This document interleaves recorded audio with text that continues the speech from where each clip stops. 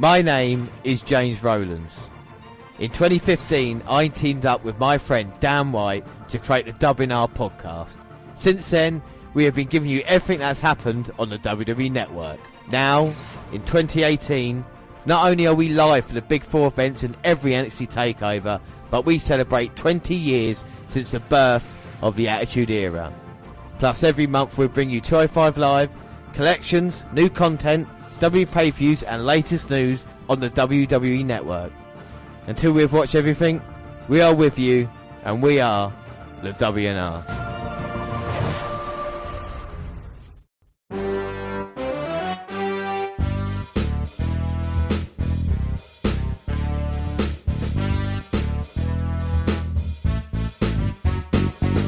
Yes, hello, I am James Rowlands, and as always I'm joined by... Dan White. And today it's the WNR148 Part 2. We bring you two and WrestleMania 14. But before we start anything, let's have the alternate intro. And this week, Dan is going to help me out. Hey honey, feeling better? Who's this? I'll give you a hint. I'm cute, I'm furry, and I make 500 babies a year. Rodney, get back in your cage. What's up with that trap behind the fridge? You trying to kill me? Never mind that. Get your furry little ass back in your cage. Now, I don't want your droppings on. 2 security guard. Bye-bye. My son Rodney, little hairy boy, sleeps in the cage. I have to keep him in the cage because he has hygiene problems. And there you go. So Dan's helping me out. That was Dr. Doolittle. That came out in 1998. Yes, 20 years ago. But in 1998, WWE and WCW were locked in a ratings war. Their shows Raw and Nitro went head-to-head on Mondays. The WNR podcast go back 20 years, right in the middle of battle. We've followed the war since the inception of Nitro, but now with the Attitude Era getting going and WCW at its peak, it's a perfect time to follow it month to month. This is WWE versus WCW, the Monday Night Wars, March 1998. So let's begin. Like we said, we've got the 5-point system in place, which is roster, rating, promo, matches, setting, and overall card as well. Yeah, but we are going to start off in WCW with Monday Nitro, and it's the 16th of March.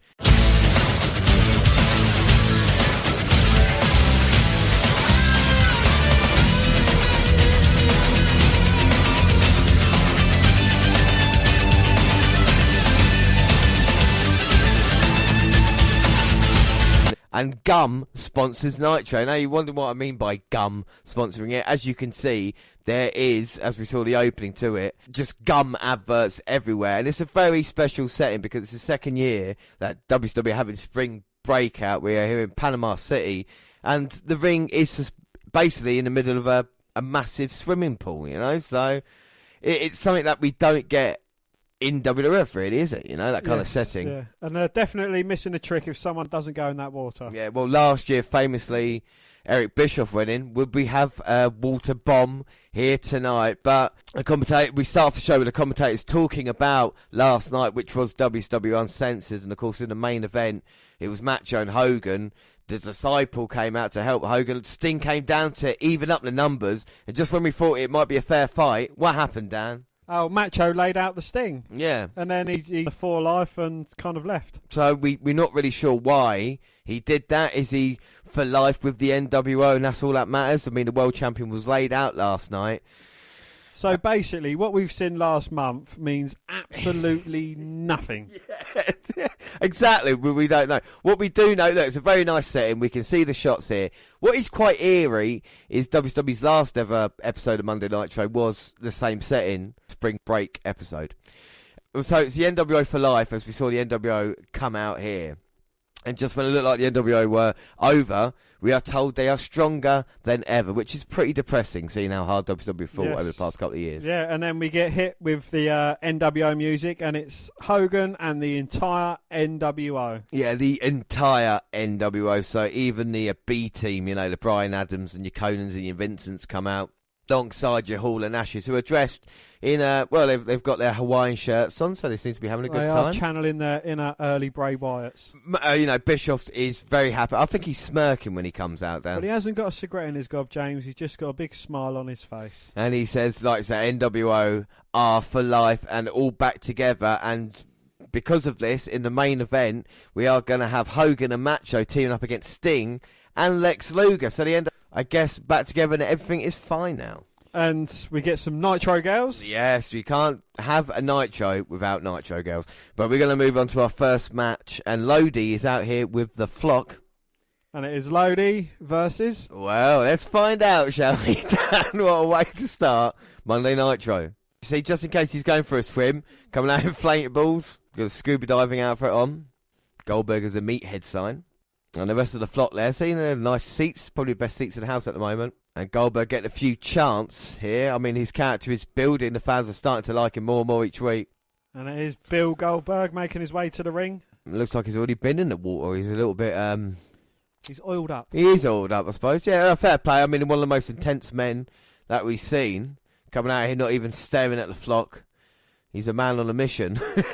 And Goldberg sank the title. There are lots of Goldberg chants. I mean, he's becoming more and more popular. He's still undefeated here in WCW, even though he's not really had that tougher opponent yet. You could maybe argue. You know, we've seen William Regal, Barry Darso gave him a run for his money on the last episode. I don't know if Lodi will tonight, and he's poking the bear at the moment. He is indeed just holding up a Goldberg is a meathead sign, and Goldberg just rips it out of his hands, grabs him by the throat, gorilla press, and just drops him on his stomach. And look at the ease Goldberg did that as well. Just no problems whatsoever. There's no one more intense in any wrestling promotion ever. Oh! As the Irish rips him against the ropes, spears him into two. Well, this might be over before it started. He's going to jack him up and hammer him down. Bang. 1, 2. Oh, there you go. That was, I don't know, 30 seconds at best, maybe. Yes, but... and it's a lesson learned. Don't call Goldberg a meathead. Yeah, he doesn't like insults, you know. Are the Flock stupid enough to come in here and approach Goldberg? Well, there's enough of them, aren't there? You know, there's 8 guys there, but I don't think they are stupid enough to... Uh-oh. They say that sick boy went up there, got caught. Billy Kidman's coming off the top. He gets caught. Oh, my God, up in the gorilla press. Oh, I love that move. And he just, as intense as you like, slams him down to the mat. And now they're trying to take him down. Oh, a spear. Well, a spear to either Riggs or Sick Boy there. You got the big guy outside, Perry Saturn. Perry Saturn looking to go toe-to-toe. Van Hammer didn't want any of it. No, there we go. I guess that's it. But just the sheer power of Bill Goldberg. But anything for a buck, and Mean Gene's hotline was a big moneymaker. Yeah, even when I was a child, because the internet was, scarce, I did ring up hotlines a couple of times, and it really wasn't worth the money I spent. Anyway, next match is Finlay versus the Ultimo Dragon. Yes, and Finlay's got a new haircut, and it's a bit Scott Steiner style. Yeah, so he's got rid of his long black locks, and now he's gone to blonde short hair. But, I think it works for him. It might stick around. Oh, but it's a really good start. Kicks by Dragon, but fit for that British style, wears down the Dragon. Yeah, it's great to see the British wrestler, even go back 20 years, Monday Night War, the Attitude Era, the biggest time, and you've still got that quality shining through, even as you have today. Dragon fights back and manages to counter fit with the Dragon Sleeper on the second attempt and gets the victory. NWO music, yet again. Borton. Yeah, it's Norton, but he bores me. So he's Borton. So it's boring Norton. Yeah. Borton Norton, yeah. Norton's out with Buff, and Scott are in action against Chris Adams. Now, Chris Adams, there is a lot here to discuss. So what we'll do, we'll just speak. It'll be in controversial characters because there's just too much to talk about. I said I'll get back to him. So Chris Adams, we'll talk about Gentleman Chris Adams at a later date. But yeah, Norton does destroy him. Shoulder breaker and over. I tell you what, Buff and Scott are vicious and delicious. Well, we see a video of Miss Nitro getting Said by gum. And Tony says, we'll give you the biggest stars and the best action. Wait for it. The next match is Mike Enos and Bloom versus Bulldog and Neidhart. Wow, it is the biggest stars, aren't they? They really are. The biggest crackheads. Yeah, well, the Hart Foundation starts strong, and Tony mentions Brett being beaten up last night by the NWO at Uncensored. Well, where were Jim and Bulldog while this was going down? Like you said, Dan, probably smoking crack. Enos and Bloom take control and shit power moves, bear hug Jim, but he manages to get the tag. Well, power slam, then running power slam, he pins Wayne Bloom. Yeah, so Bulldog does get a victory, and it's the second hour. We get some fireworks. Yeah, and Nitro girls. Yay. Well, Larry Zbyszko on commentary compares Hogan to Julius Caesar and says that he's going to get what's coming to him. But Sting is still champ. Yeah, let's not forget this. After all the talk about NWO the first hour, all the the match on the Hogan thing, Sting is still WWE champion. Oh yes, well we get the NWO music yet again, and it's the Macho Man, and he is with Liz and Bischoff. Yeah, and Bischoff's happy because he's coming out here thinking they're all on the same team. Unfortunately for Bischoff, though, he's just got some bad news. That's a 2030 reference for everybody. Which is, Macho didn't do it last night for Hogan. He did it for the NWO. He still hates Hogan. He still hates Bischoff. He just wants to be leader of the NWO now. Which is, I guess, more important than being WWE champion. But Macho says if he can become WWE champion, then it makes him more of a lead for the NWO. I don't understand why being a leader of a group is more important than being the champion. Am I wrong about that? Or, I don't... Well, I don't the amount of airtime that the NWO get, being the front man for the NWO, I suppose, you're going to get more airtime than any heavyweight champion would get. But the way the storyline's building, I thought Macho would have gone out. Any normal wrestling group, anything like that, when they have problems... that Macho would have been kicked out of the NWO, or he would have left the NWO and then gone on to try and break it down, not still be a part of it. It doesn't make any sense, You would have thought Macho then, good guy, but this is WC Nipple. This is WC... It is, and nothing has to make sense. Well, Raven's out here with his flock. He's got the mic and says Benoit cost him his US title last night in a triple threat match with DDP at Uncensored. And the fans chant Raven sucks. Yeah, but he gets the mic, like I say, but he says it's time to fulfill his destiny and end this feud. And he also says DDP deserted him, and now there can only be one. The snake is watching, quote the Raven, nevermore. So that is a joke who trained both Raven and DDP. So Raven's trying to build up the past, but this is going to be the end of this feud here. So let's see how Raven and Benoit, because the crippler's here, and he's going straight after Raven. Yes, and he beats him up, and then he beats him up some more. Yeah, so let's see him beating him up, and then we'll skip on to him beating him up some more. I didn't mind the Raven character. It's one of those, I'm not, if you look at a Bray Wyatt or people like this, it's something that maybe they could have got behind, and I think the flock would have been good if it hadn't been the same as the NWO thing. I think Raven had a bit of talent. Maybe not great in-ring wrestler, but on the mic, and as a character, he can maybe have managed someone better, if you know what I mean by that. Because I can see what he's trying to do with DDP. And I think the three-way, this feud has been quite fun rules. You've got anything goes, as we've seen at the moment. Benoit's beating him pillar to post right now. He just slaps him round the face while shouting shouting insults at him. And you've seen the T-shirt's been ripped off in battle as well. But Benoit don't care about that. You can see the welts on Raven's chest. Well, if they ever chatted backstage, he said lay it in. That's what he's doing. High back body drop there by Benoit, and he's been in control for the whole match. He's actually looking quite tight and ripped there as well. Yeah, he's looking in good shape. Like I said, but still, the story with Benoit, he's not had a singles title yet in WCW. And I think he deserves it. He's been a great wrestler at this point in time. The fans are behind him as well. The commentator's trying to say he likes punishment. Oh, Benoit with suplex. Oh, second snap suplex. Going for the trivecta. Hits it. Yeah, three amigos. And Benoit runs his thumb across his throat, and he's going to go up top for the flying headbutt. Benoit now all the way up. Diamond headbutt time. Oh, but Raven manages to roll out of the way at the last minute. Like you said, all or nothing. Benoit hit nothing there. And Raven going outside. Basically, the first bit of offense he's had is Benoit's mistake. Brings a chair in low. Benoit's hurt Benoit more than Raven has. Yeah. It's like we score an own goal, but the chair has been set up. Running bulldog. Face first onto the chair, and that's going to do some permanent damage. Chair's up again. Raven didn't get Benoit down low. No, looking for the Irish Rip, but Benoit's got his arm locked around the top rope, trying to block it. Oh! Looking for the crossface, but as Raven goes down, Benoit head first into the steel chair. Well, I don't think Benoit realised how close the chair was. Did Raven realise how close it was? Well, very clever. Head down. Oh! The even flow DDT. And lights out for Chris Benoit, who's been dominating the match. 2, free. Raven gets the victory here, and he ends the feud with Benoit. But it made Benoit look good, didn't it? Because he was in control the vast majority of it. Yeah, most definitely. And Raven will face DDP at the next WWE pay-per-view, which is in April, and Eden will be watching that show itself. And up next, Dan, we get some Nitro girls. Yeah, and Heenan joins the commentary team. Yeah, and the next match is Yuji Nagata versus the Cat.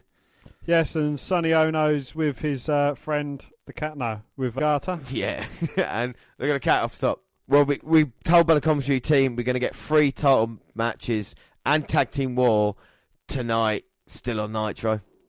Yes, and MMA style, the Cat with an armbar. Yeah, usually with Exploder and boots to the face and a lot of boring chants. But the Cat finishes it with a lovely kick as he springboards off the top rope.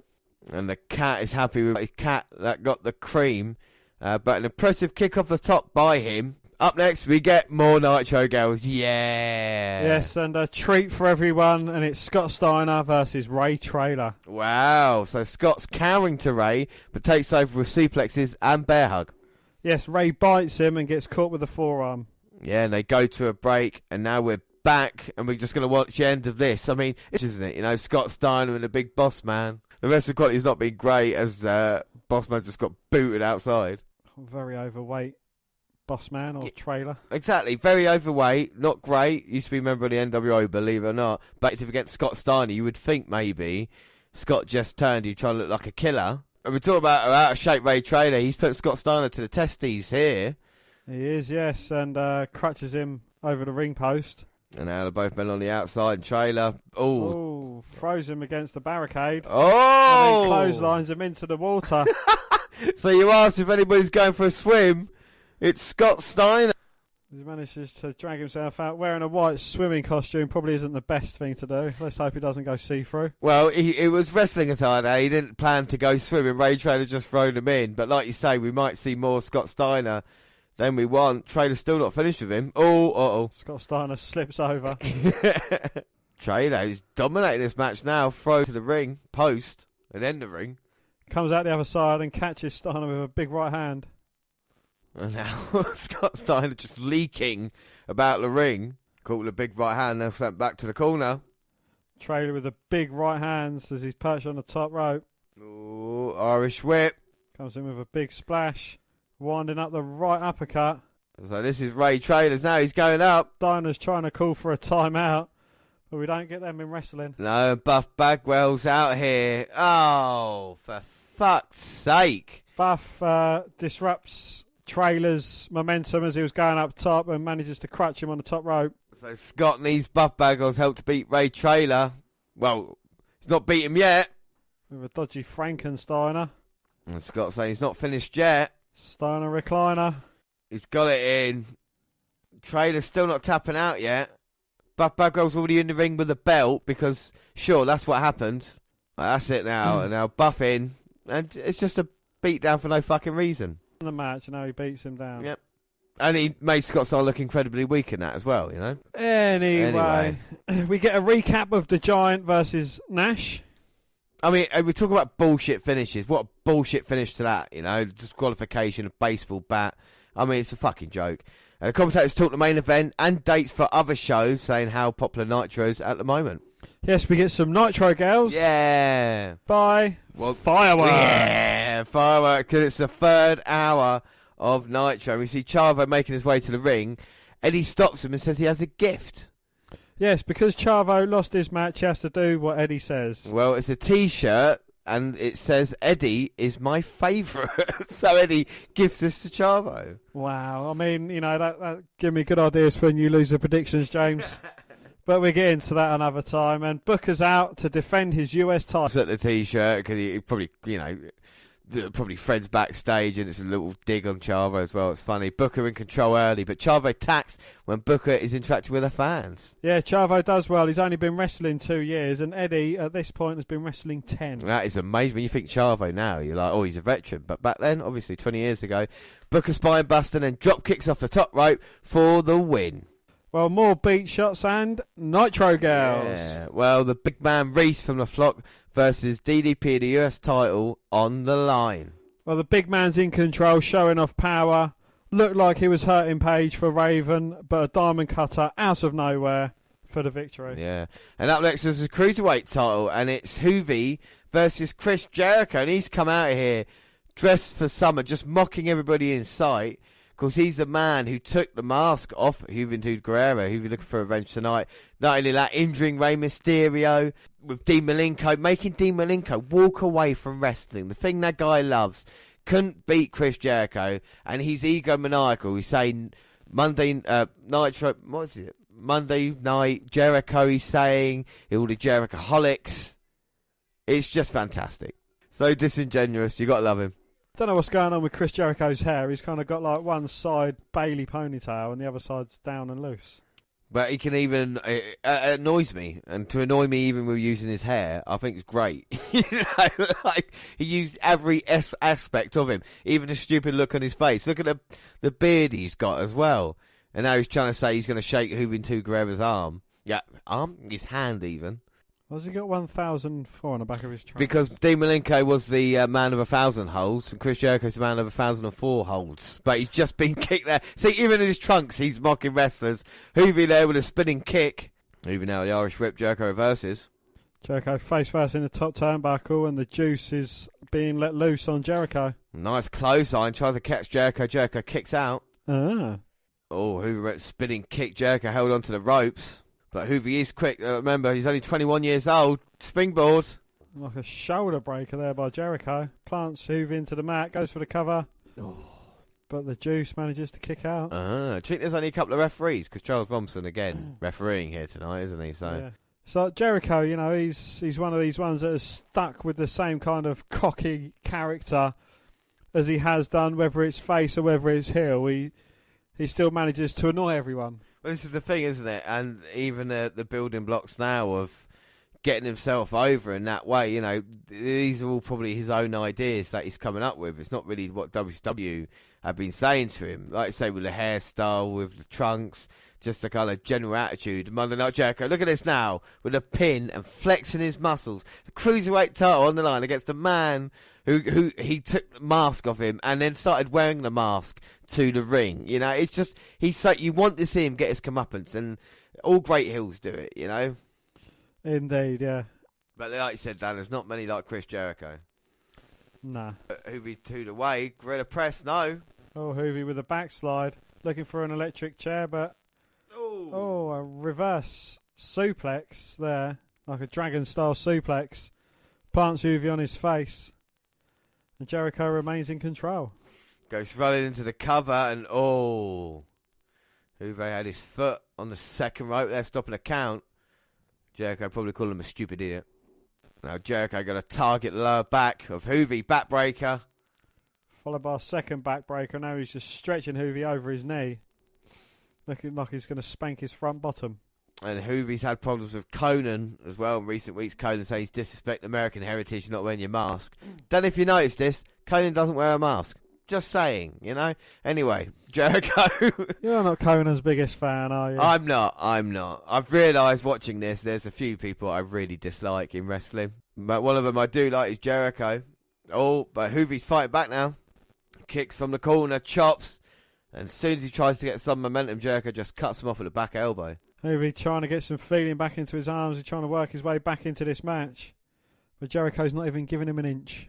Well, Jericho's been on such a great winning streak as of late, hasn't he? You know, like I said, the confidence building up inside him. He probably thinks he's like Goldberg at the moment, you know, undefeatable.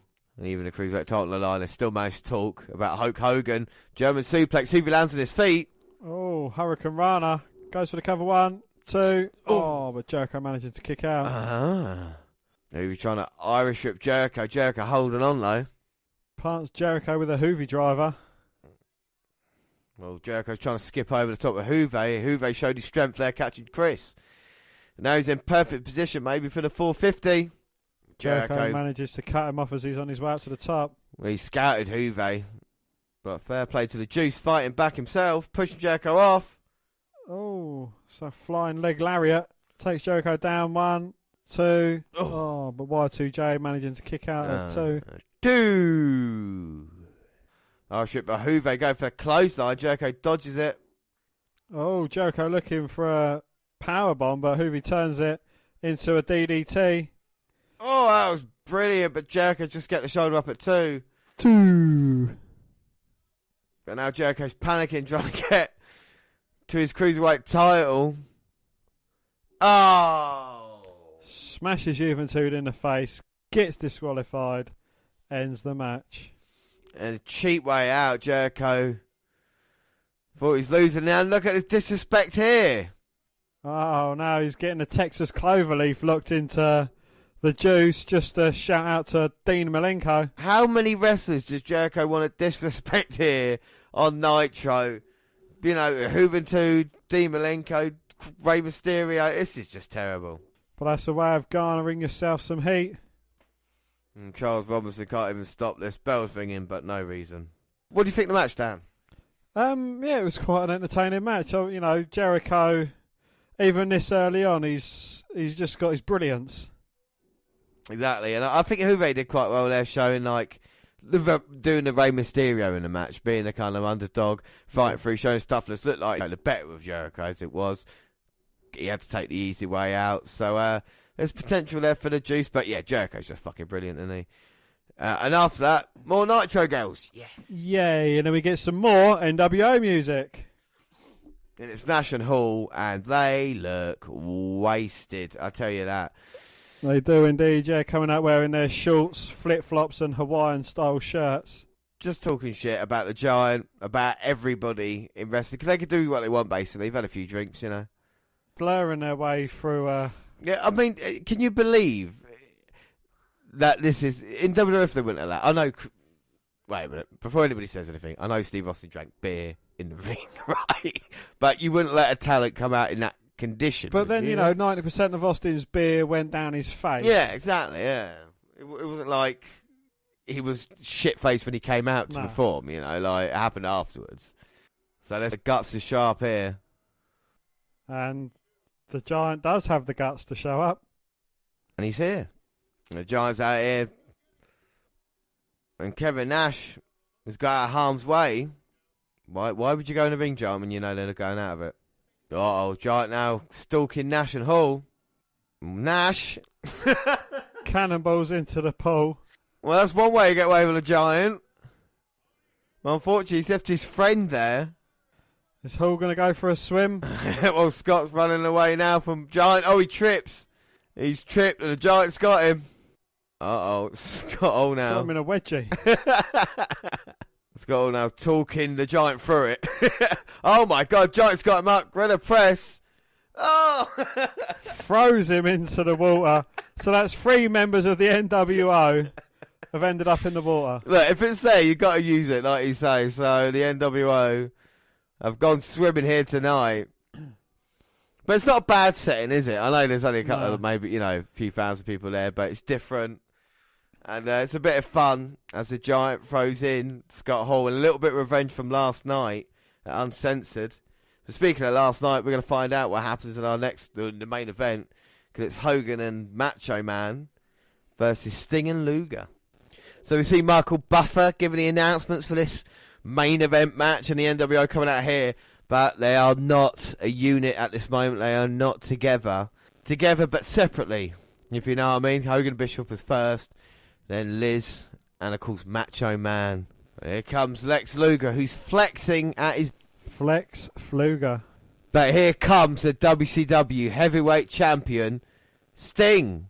Well, Bischoff says there is no Sting. So just for you two, they're going to get Luger. Wait a minute. There's a helicopter there. Oh my God. And look at the ring mats and the aprons being blown up. Not a very thought out idea. Well, no, but there's someone in the helicopter. I thought I saw the white face mask. Well, there's a scorpion on the side of the chopper. That's got to tell you all you need to know. But there's someone, I think, coming out down the side of the helicopter. And Sting is here from the helicopter. Macho Man's just laid out Hogan. Sting's in the ring. Hogan said to Macho, you didn't do your deal. And look at Bischoff being blown.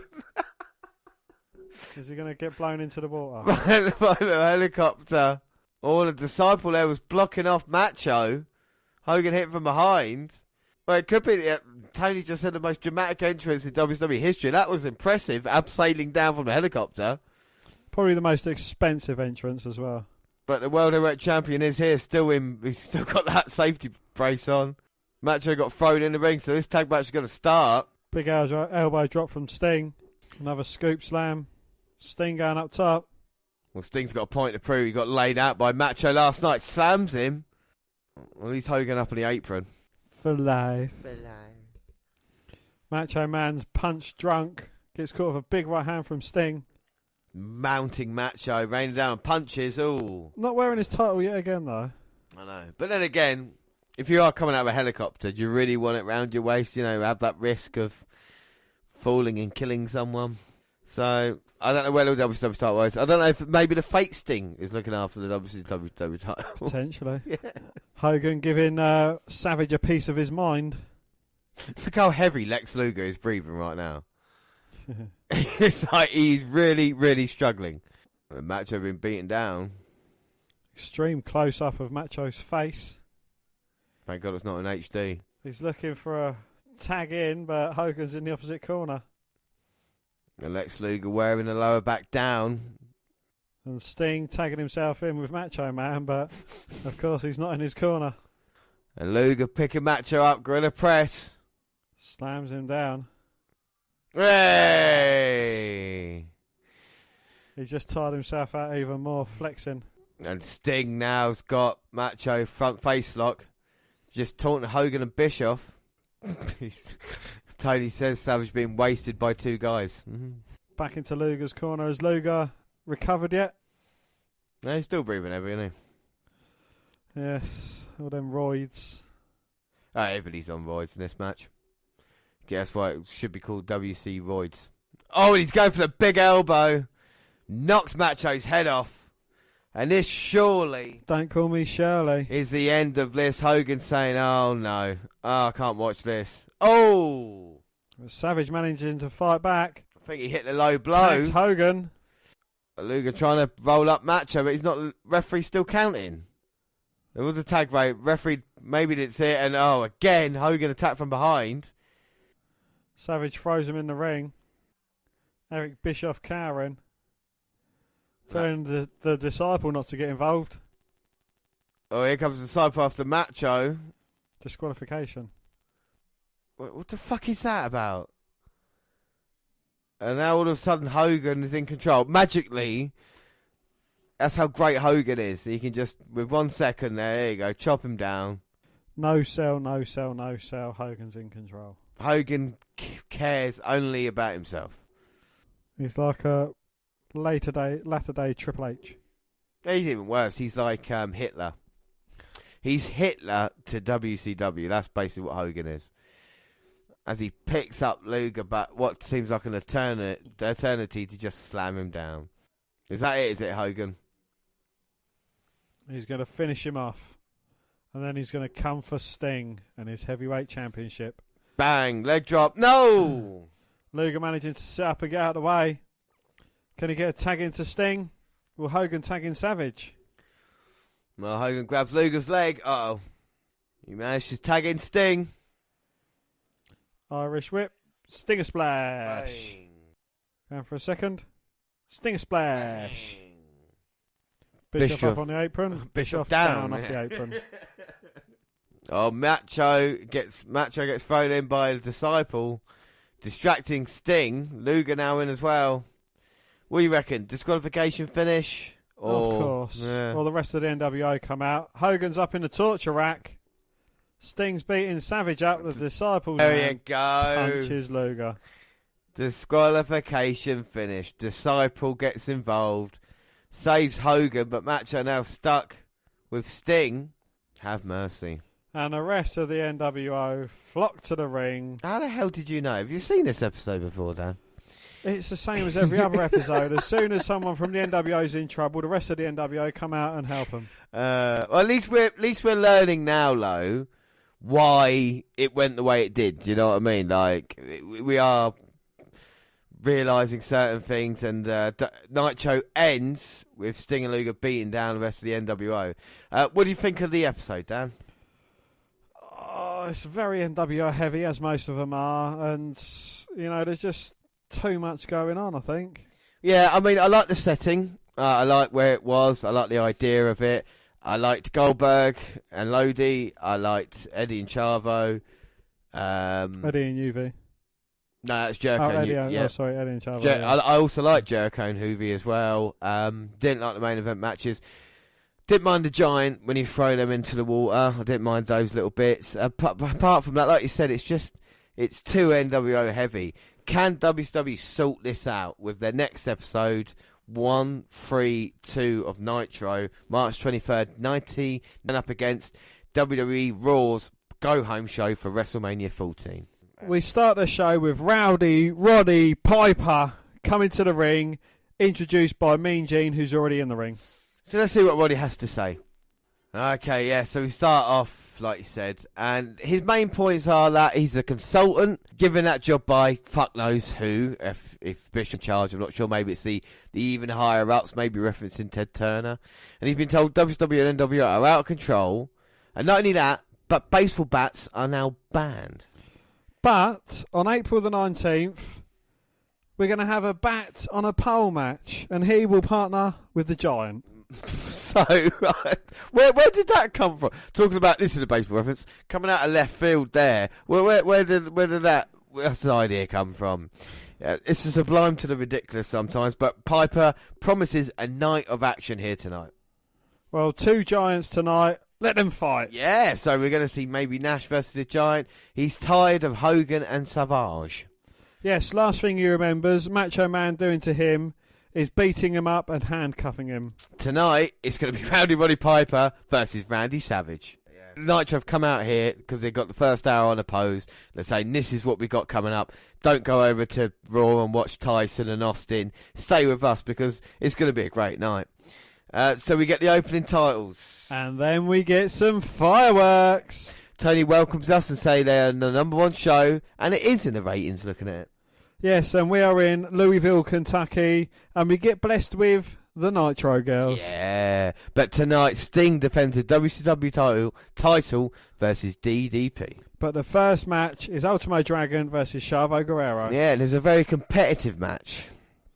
Yes, Chavo tried with Eddie in his corner, but Dragon was too strong. Yep, and Dragon Sleeper for the victory. So Eddie's saying that Mean Gene that Chavo's an embarrassment. So Eddie completely embarrassing his nephew Chavo there, saying you've let down the entire family. Apologise. Apologise to your grandma. Yeah. And he said he's got a match coming up with another Japanese wrestler, probably better than the one that you just faced, and he's going to show you how a Guerrero does it. So we'll find out how Eddie Guerrero gets on later. And it wouldn't be Nitro without some NWO music. It's Hogan and Bischoff. You always got to have they've always got to have a Nitro. Nothing new from these two. Bischoff is so far up Hogan's ass. Hogan talks shit about Piper and the Giant. No one's afraid. He said Piper's wearing his sister's mini skirt. Yawn.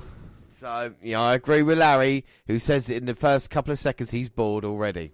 So let's just have a little brief recap of Hogan's enemies or feuds. Of course we can. So we've got enemies and feuds. We've got Sting, of course.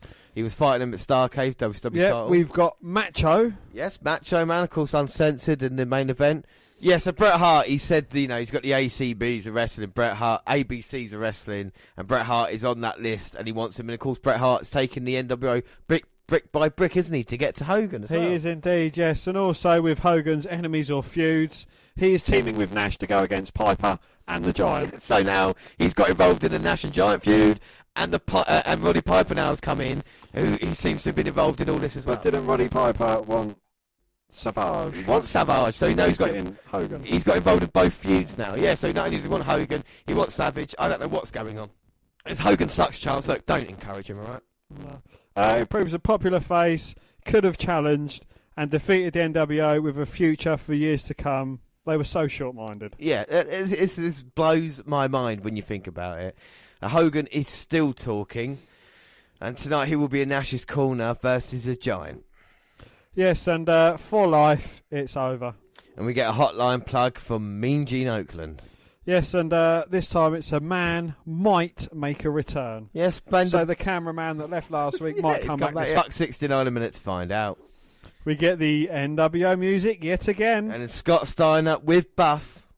And they're having a roid off. Yes. So, this is when Big Papa Pump, the nickname, was first introduced because that white singlet had a little bit of an upgrade. So let's just watch his entrance. Here we go. Here comes Big Papa Pump. See, a little bit of an upgrade. He's got the kind of Super Steiner snazzy hat he's got. So he's seen how big his roided up muscles are. Well, they're big. I bet they've got the inch tape for other things as well, haven't they? Dirty bastards. Their little roided up penises. There you go. Right on his back. Big Papa Pump. It's introduced and it sticks. Like you say, threw a lot of shit at the wall there. Super Steiner, whatever it was. But Big Papa Pump did stink. Did stink? Well, maybe that's a Freudian slip. Stink, yes. Yes, because, but it did stick, and we're not going to watch, thankfully, we're not going to watch his match versus Wayne Bloom. Well, oh dear. And Buff says Scott is bigger than him. Yes, well, Scott chokes Bloom, does some press-ups, and Bloom makes a comeback. Scott with the suplex, pose, dumps him down, Steiner recliner for the win, and a pose. And then Buff feels his muscles. And then he has a squeeze on his arm. Yeah, not as bad as first fall. Tony says... Right, here we go. This is fucking brilliant. Right, so Tony says there are young Nitro girls, and 31 minutes on this Nitro, weird comment alert. Ready? Larry says they don't look as good as the old ones, and then Tony says, give them some time. I mean, well, give him some time, Larry. Give him some time. You can imagine him rubbing his knee and rubbing his legs at the same time. Yes. Give him some time, boy. What a weird comment that is by Tony Schiavone. Next match is Lodi. And he's with a sign that says he's a luchador Lodi.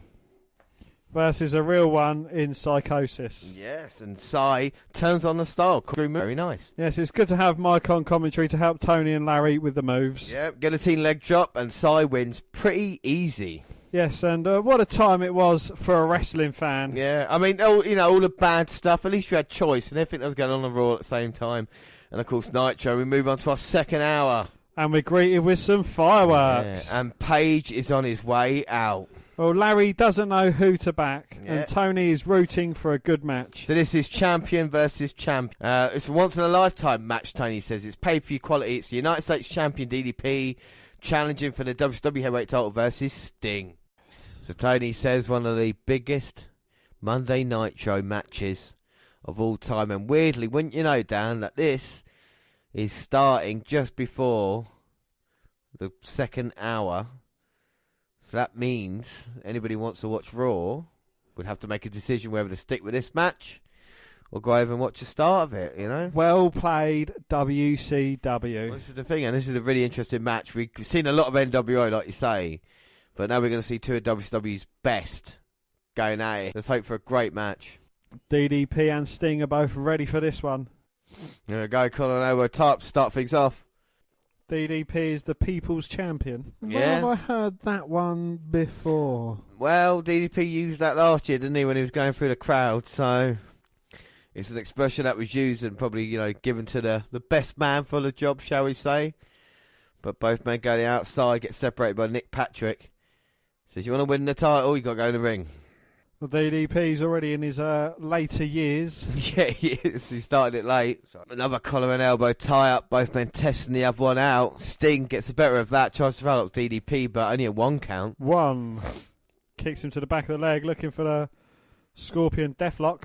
Oh, Paige knows that's a dangerous move. Blocks him. Sting goes for the legs again. Looking to tie up DDP. Manages to get it. Oh, but DDP scrambles his way to the bottom rope and breaks the count almost breaks the submission attempt almost immediately. And the crowd go absolutely fucking mental for it. So, the crowd are invested. They want, this is what they want to see. They want to see the best that WCW has to offer. We want to have a good, nice, clean contest, guys, and a nice finish. No shenanigans, thank you very much. DDP picks himself up. At least Sting come out here tonight with a WCW title belt. Yeah, only because it's on the line. Yeah, that would be very embarrassing if you'd have forgotten that. DDP, you win. Oh, shit. Turn your US title upside down. DDP got Sting, sleeper. Managing to roll out of it, though. Oh, both men looking for a hit-lock takedown, but both men blocked it. DDP with a swinging neckbreaker goes for the cover. Sting manages to kick out. Oh, and every big move being met with huge ovation. Diamond card, no. Sting made sure he avoided that one. That's how easy it could be. And you know, this is the type of match that I don't mind if there's not a lot of moves, because, you know, so you don't have to do a lot. They're invested anyway. Yeah. And every big move does matter. Well, both men are certainly loved by the crowd. It's got to be a 50-50 split. Of course, Sting been away for so long, and now he's come back, thrust back into the main event scene. Beat Scott Hall uncensored to retain the title, so you wonder who's next in line. Or, like I said, will DDP walk away with the WWE title here tonight? Well, James, you say who's next? That's exactly, yeah. But he's still not really had a massive challenges yet, has he, Bill Goldberg? But DDP... Oh, some sort of inverted tombstone facebuster type manoeuvre. Goes for the cover, but Sting managing to kick out. Well, that took a lot out of him. Now Page going to wear down Sting for a little bit. The crowds are on their feet. Sting managing to fight out of that submission hold, and he might be getting into this. No, Page cuts him off, backs him up in the corner. Oh, but Sting drops Page face first into the turnbuckle, manages to get some separation between the two. Now Sting trying to get his breath back. Page has been on him past couple of minutes. Sting looking for a clothesline. Page ducks it, but Sting catches him on the second time round and drops him to the mat. Going for the cover. I don't think it was going to get the job done. Oh, no, that was close. Was Nick Patrick helping DDP get his shoulder up there? I see his hands slide in and lift him up. Well, Nick Patrick's basically at this time, he gets a senior official. So he's probably helping calling the match as much as anybody in there. We saw Page a minute ago just talking to him. But now Sting, whose face paint, this is how much of a great match this is, already wasted away, really. Yeah, he's sweating his face paint off. He's got Page in a sleeper. Gets him down onto the canvas, and Page's shoulders are down as well, managing to get him up. DDP, for the second time, his shoulders dropped to the canvas, but managing to get him his shoulders up at 2. So despite him like having this long move in, Page is still just as hyped up as he was. So basically completely ineffective. Well, or maybe it's just the heart and determination of the people's champion. One last rush of adrenaline to get up in the most important match of his life. For life. For life. And Page is up, elbows to Sting. Oh, but Sting catches Page and takes him down. And now Sting Irish Whip. Reversal sends Sting sternum first into the top turnbuckle. Belly to belly slam. Can he get the victory? 1, 2. No. But Sting managing to kick out. I think Sting's going to win this one. And Page, though, wants to win. Trying to pile drive him again. Sting, though, powers him up. Drops him down. Lovely back body drop by Sting. Page up and responding with a big right hand. Sting returning it in kind. Now the yay-nay punches and Sting winning the exchange. One last big shot, knock him down. But Page straight back up again to his credit. Drops him face first. Sting getting a bit of momentum. Second time he drops him face first into the mat. But DDP keeps getting straight back up. Third time for Sting. Page doesn't get back up as quickly. And now Sting's going to take a chance. Go up to the top. Oh, but Page managing to get his knees up. Someone's thrown a lighter into the ring. Looks like a... Knees up by Page. Knees up, Mother Brown. There's a great reversal, and Sting's all the air out of his body now. Both men down. In the centre ring, this could go either way. Whoever gets up first is definitely going to have an advantage. Oh, Sting's up first. Page pulls himself up. Drags Sting into the corner. That's punching away at Sting, lefts and rights, looking for a diamond cutter, but Sting holds on to the top rope. Third time, Scorpion death drop. 1, 2, 3. Oh my God, what a finish that was then. Oh my God, what a match, and still WWE Champion Sting, but what a challenger Page was there, so close, nearly hit the diamond cutter. 3 attempts, but maybe... Do you know what I mean? Page was too excitable in this one. Maybe should have taken a breath. It doesn't look like Sting's done. He's getting Page up to his feet. Oh, no. Propping him in the corner. Wrong. The WCW title. Sting doing the diamond cutter sign even. Yes, that was out of mutual respect to DDP. And both men embrace in the middle of the ring. DDP knows the better man won. And he drops him with a diamond cutter. But it's good to see. This is what WCW could offer. What do you think of the match, Dan? It wasn't terrible. It's not your classic 5-star match. But, you know, both men put it all in. And a lot of respect to both of them. And, you know, you can see there would have been a difficult choice to either, you know, go over to Raw and watch that or stay on Nitro. Yeah, but I think they delivered for what it was. And we do move on now. And up next is Nitro Girls. Yes, and the Nitro Party winner announced, and it's some twat. Yeah. That's not his natural name, but it's just some goon. Yeah. Well, no, some twat. Yeah, he's French. It's quite a nice name. Some twat. Some twat. Yeah, so 8 to 11 Nitro airs and 9 to 11 is Raw. So like we say, with the first hour, this is why they were trying to give us so much information. And that's why maybe some first hours have not been so great. Indeed, yes. And the next match is Big Rick Fuller versus the Total Package Lex Luger. Flexing. Luger power moves. Flex. Awful. Flex. Luger beaten down. Flex. Comeback. Flex. Torch fans absolutely love the rack. Flex.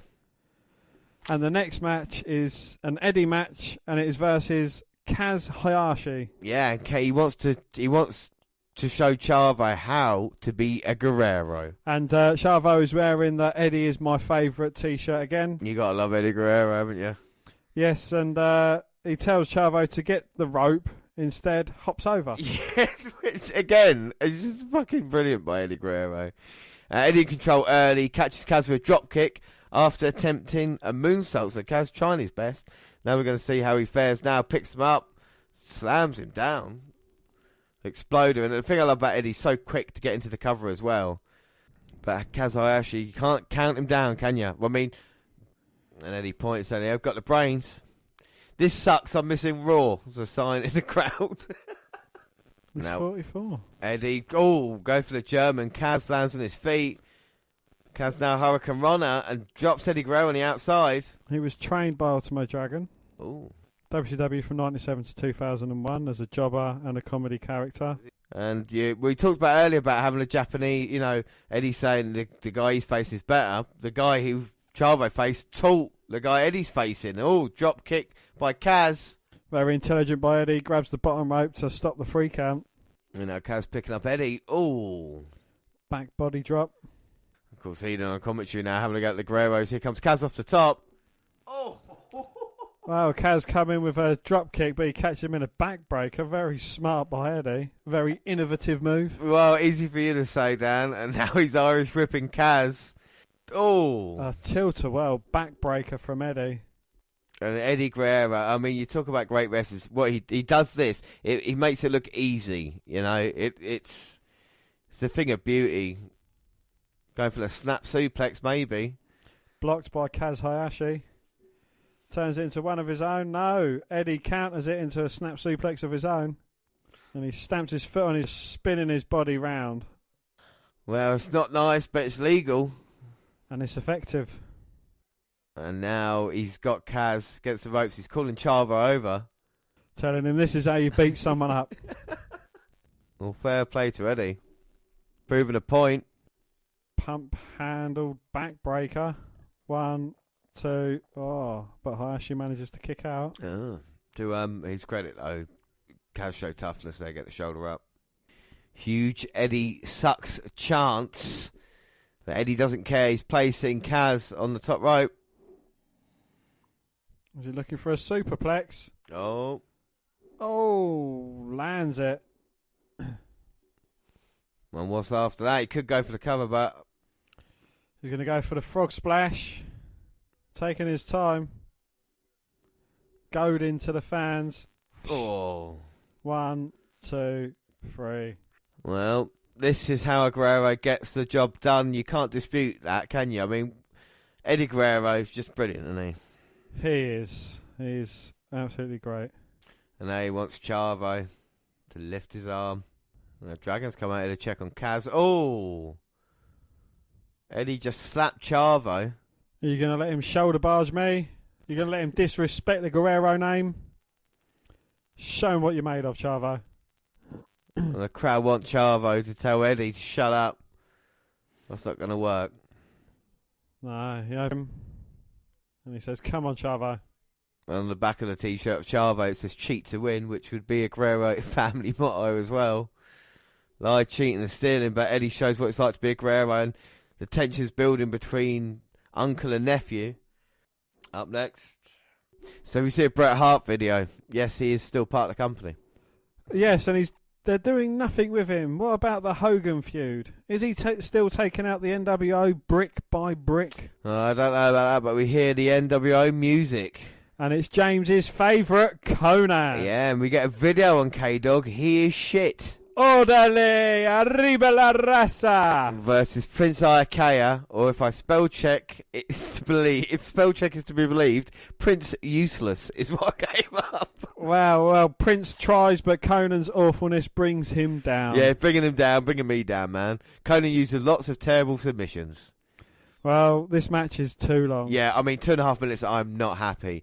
Heenan replaced Larry, so at least I can laugh at Heenan's jokes. Yes, and I'd be watching Raw right now. Yeah, I would be watching Raw. But well, after being beaten up, Prince Northern Lights Conan for a shock win. Oh, back from the break, and it's Jericho, WCW Monday Night Jericho. I mean, all cocky and bad. Look at him smirking. He hasn't got a cigarette in his gob, James. He's just got a smile upon his face. Disco tosses salad. It's a sign, that's all. Love it. That. Right, so Jericho's coming out. He's been great, isn't he? Jerichoholics, Monday Night Jericho. It's all the stuff we know and love. He's being our hero here. But he gets interrupted by Larry Lane. He said, no, it's Lenny. Because basically uncensored, like we say, Lenny was told by Jericho if he was to dress up like Jericho to strap Malenko, he would pay him $1,000. And Jericho, being the upstanding man, is going to pay him the money back, isn't he, Dan? Well, Jericho claims he wants his money because he can't wear that ring gear again because he can't get the smell out of it. And he says, no, you owe me $1,000. And he's saying, let me have it, give it to me, let me have it. Yeah. So let's see if Jericho gets it. Oh! Well, Jericho gets something and it's a slap round the face and the referee rings the bell for the match to start. Well, Jericho hasn't even got his title belt off yet. Oh. High back body drop from Lane to Jericho and the referee just takes the belt off of Chris. And Larry Lane here might upset the odds. Oh, no. Runs into Jericho's boot. Good. Oh. Randy Orton-esque. Nowhere near as good as Randy Orton. Yeah, right. Much better than Randy Orton's. Oh, and Larry Lane now. Going to try leapfrog. Oh. No, Jericho hitting him with a spinning heel kick. Nips his way back up to his feet. And the confidence flowing through Jericho. As he kicks him in the face. Backbreaker there by Y2J. And now Jericho's going to finish him off. He's going to hit him. Oh, no. Lane rolls through with a cover. Oh. Jericho reverses, manages to get out. Oh, and he's going to go for skull crushing finale. That's it. It's over. 2. Oh, but Jericho managing to kick out.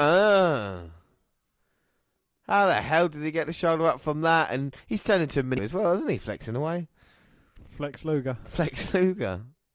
Now Lane, he wants the cruiserweight title. Now he's not interested in the money. Lane go for leapfrog, gets caught by Jericho. Alabama slam. Oh Lion my! Tamer's locked in deep. Jesus Christ! Look at the turn in that. Lenny Lane taps out and Jericho with the victory. Oh, and that type of stuff there makes Jericho look good, doesn't it? Yeah. You know this is it. Oh, even not in Jericho's type, but if you're looking for how to build up upcoming wrestlers and what to give them, stuff like that. If you're a heel, because it means you get the job done at the end of the day. And you still have the kind of, I think it works well.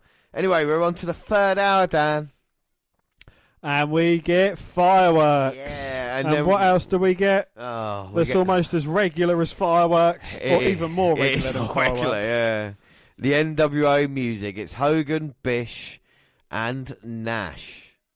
Well, what would it be without a Hogan and Bish promo? Yeah, well, they talk about the Giant. And he has... Oh, hang on a minute. No, it's not. It's the next match, yes. There's a match coming up. It was meant to be Giant and Nash, but now Hogan's coming out here. No entrance music. As in WWE, as singles, he never come out of entrance music. Do you know that? Well, the Giant. Yeah, the Giant never came out of entrance music. Anyway, Tony tells us this is a handicap match now. Well, Tony says because they won 2 years ago and they can do this. What? Yeah, so it means because at Bash of the Beach 96, when it all first happened, apparently into their contracts, they could make matches like this. But 2 years ago, and everything that's gone down since, like the debacle with Starcade, if NWA had this power, why not just make a title match for them? Why have this struggle? Do you know what I mean? If it's so easy for them to make matches. But the Giant has accepted. So this is going to be, unfortunately, a handicap match, which will probably end in a double disqualification with the NWA coming out. But, hey, let's just see what happens first. I smell bullshit from Tony. Indeed, yes, because as if anyone's going to go back and check, or they can't at this point. No. And Hogan now pushing a Giant. Looking to shoulder barge him, but the Giant doesn't even budge. Hogan falls flat on his back. The Giant, one of those guys who you've seen, you're like, oh my God, that is different. You know, there is nothing like him around at the moment. I know he's in the ring with Hogan and Nash, but just the kind of looking towards the future as well. And they're calling over top, and Hollywood's going to try and pick up the Giant. The Giant reverses it, picks him up, slams him down. The Giant saying, bring it on. The Giant certainly not backing down from these two behemoths in the wrestling world. Arguably the two toughest members of the NWO here. And the Giant is not phased at all. Look at that, breaking the hand of Hollywood. Oh, and a big chop across the chest. It'll cave in the chest of a normal man. But Hollywood still managing to fight back. Oh, kick to the midsection. We see What's that security guard? Yeah, I was about to say. Police around, maybe. Security around ringside. Yeah, because he's going to stop the NWO coming down and joining in this match, isn't he? Maybe he'll stop the lighters coming in. And boot up in the corner. But the Giant, Hogan gets sent to the outside. Bischoff making sure Hogan's alright. Kevin Nash coming round and also checking on Hogan. Thought he was giving him a little massage then, make sure he's okay. Is that alright? Is he like that? Bit lower. A little bit lower into the front. The Giant wants Kevin Nash. Nash says, your time will come, I'll break you. Hogan with a knee to the midsection and some big right hands is rocking the Giant. Now he's biting the head of the Big Show. How are we meant to believe those awful right hands can have any impact? Giant low, picking up Hogan. Oh, a big backbreaker. Indeed, and Nash is nothing but a spectator at this point. That's what he wants to be. You know, we know he takes the easy way out. One-on-one with the Giant. I think Giant's got his number. I think Nash realises this well, so he's going to hide behind everybody. Hogan, Bischoff, Brian Adams, Scott Hall, Scott Norton, Buff Bagwell. Vincent, Conan. Dusty Rhodes. Dusty Rhodes, baby. And now, Nash wants to tag. He's grown a pair of cojones. Hogan saying Nash is going to break you. And here comes Kevin Nash. The Battle of the Giants is why Piper made the match. Big Sexy steps over the top rope. And the two Giants tie up in the middle of the... Yeah, Giant, I think, winning that exchange of power, sending Nash all the way back. And a distraction from Hogan allows Nash to get the upper hand. And Kevin Nash wailing away on the Giant. Big rights to Paul White. Irish whip. Oh, and follows it up with a big splash. I think the ring might have moved. Oh, Giant reversing him. Oh, and they've moved it back to its original position. And now he's got a hold of Kevin Nash's head. Big headbutt. A giant headbutt. And Big Sexy in trouble. Those kicks might have internal bleeding now. Oh, and Hogan in. Both men working away on the Giant. And the referee doing absolutely nothing about it. This is probably written into their contract that they can. Oh, of course, yeah. It's like, well, Bischoff, why don't you get in there and help and beat him up? Yeah. But the Giant, though, fights both men off. Impressive power there. Sends them scurrying across the ring. And then they're both asking for mercy. Oh, have mercy. Giant Scott Kevin Nash. Oh. And that groan tells you one thing, ladies and gentlemen. The disciples in the ring trying to hit that stunner on the Giant. Bischoff is hitting him with ninja kicks. To no effect. And now he's got Bischoff. Choke slams Eric Bischoff. And he gets dragged out of the ring by the rest of the NWO. That is terribly awful. Well, how many times have we seen this happen in a match? Oh, Giant, that is a big fucking giant booger. At least he knew it and he got it out. Well, the Giant there just laid out Bischoff, but again, still no real answer and ending to this. And the world's skinniest referee.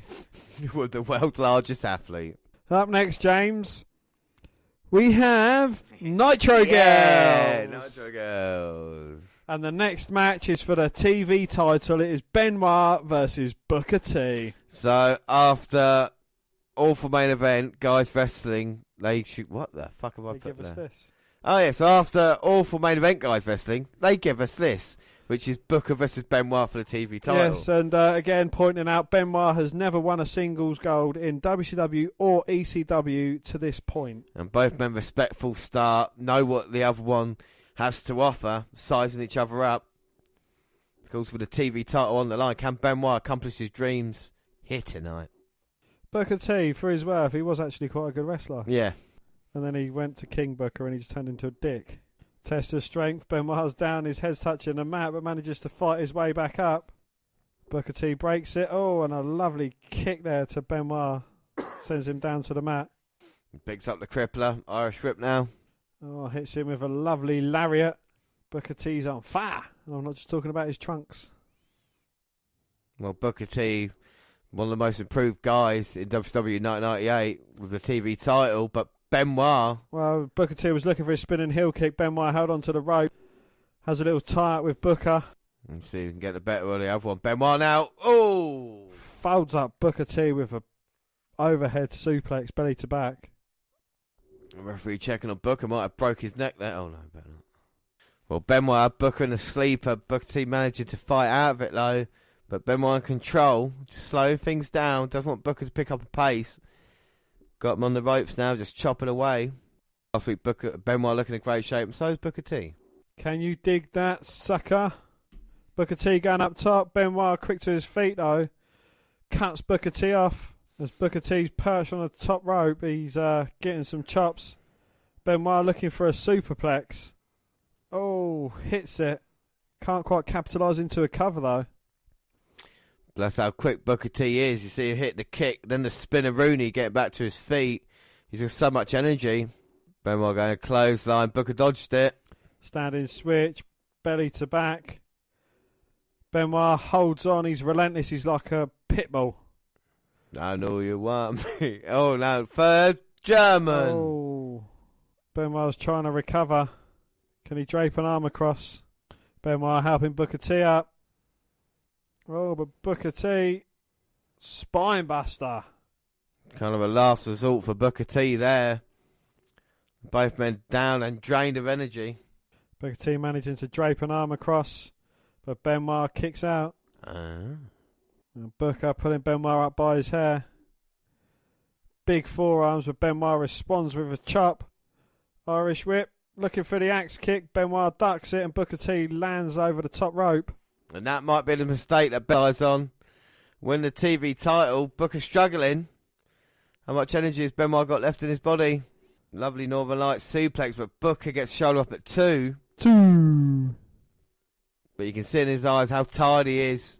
This is not about winning. This is just about surviving at this moment. Yay and A punches in the middle of the ring. Both men going toe to toe. Up the game, exchanging chops, and the bell's rung. I didn't see anyone get a victory. And the crowd booing as well. They're not happy about this. It is a TV time limit draw. 10 minutes, Dan. That was never 10 minutes. That wasn't 10 minutes. But what do you think of the match, though? I thought it was a bloody good match between these two. It's annoying that they give us such shit main event style matches, and we've got the wrestling talent here, haven't we, you know? Yeah, most definitely. Well, all the WCW matches we've seen have been great. Sting versus DDP was a good match. These two, bloody good match. Jericho, that was a good match. Yes, exactly, yeah. So we've got the talent. It's just unfortunately the main event ones, it's just non-existent, you know? Yeah. So anyway, speaking of which, we get NWO music. Oh, yay. Heading with Rude, who left Brett Kane, faces Bulldog. Rude joins commentary, replaces Tenay. Heading and Bulldog exchange, and Davey takes over. Rude lifts commentary table as we go for a break. And Bulldog looking for a running power slam, hits it, but Rude interferes, causing a DQ. Rude handcuffs Bulldog to the top rope and beat the shit out of him for a good 3 minutes. Until Brett comes out. Yeah, so Brett's in the back and he's like, nah, he can do a couple of minutes more. I'll beat the shit out of him a bit. Well, Heenan says they're in the best shape of their lives. But all 3 men died within 5 years of this. Yeah. So Rick Rude in 1999 with a heart attack. Bulldog in 2002 with a heart attack. And Kurt Hennig in 2003 with, can you guess it at home, a heart attack. So it's very depressing we say that, but, you know, Heenan, they're not in the best shape because they're serious drug addicts, you know, all 3 men here. Yes. Crack and coke.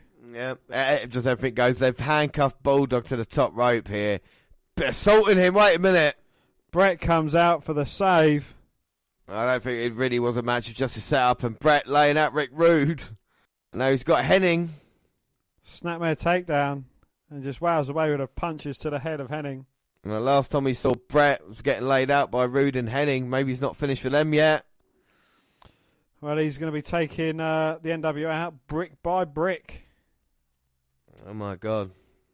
He's got the sharpshooter locked in.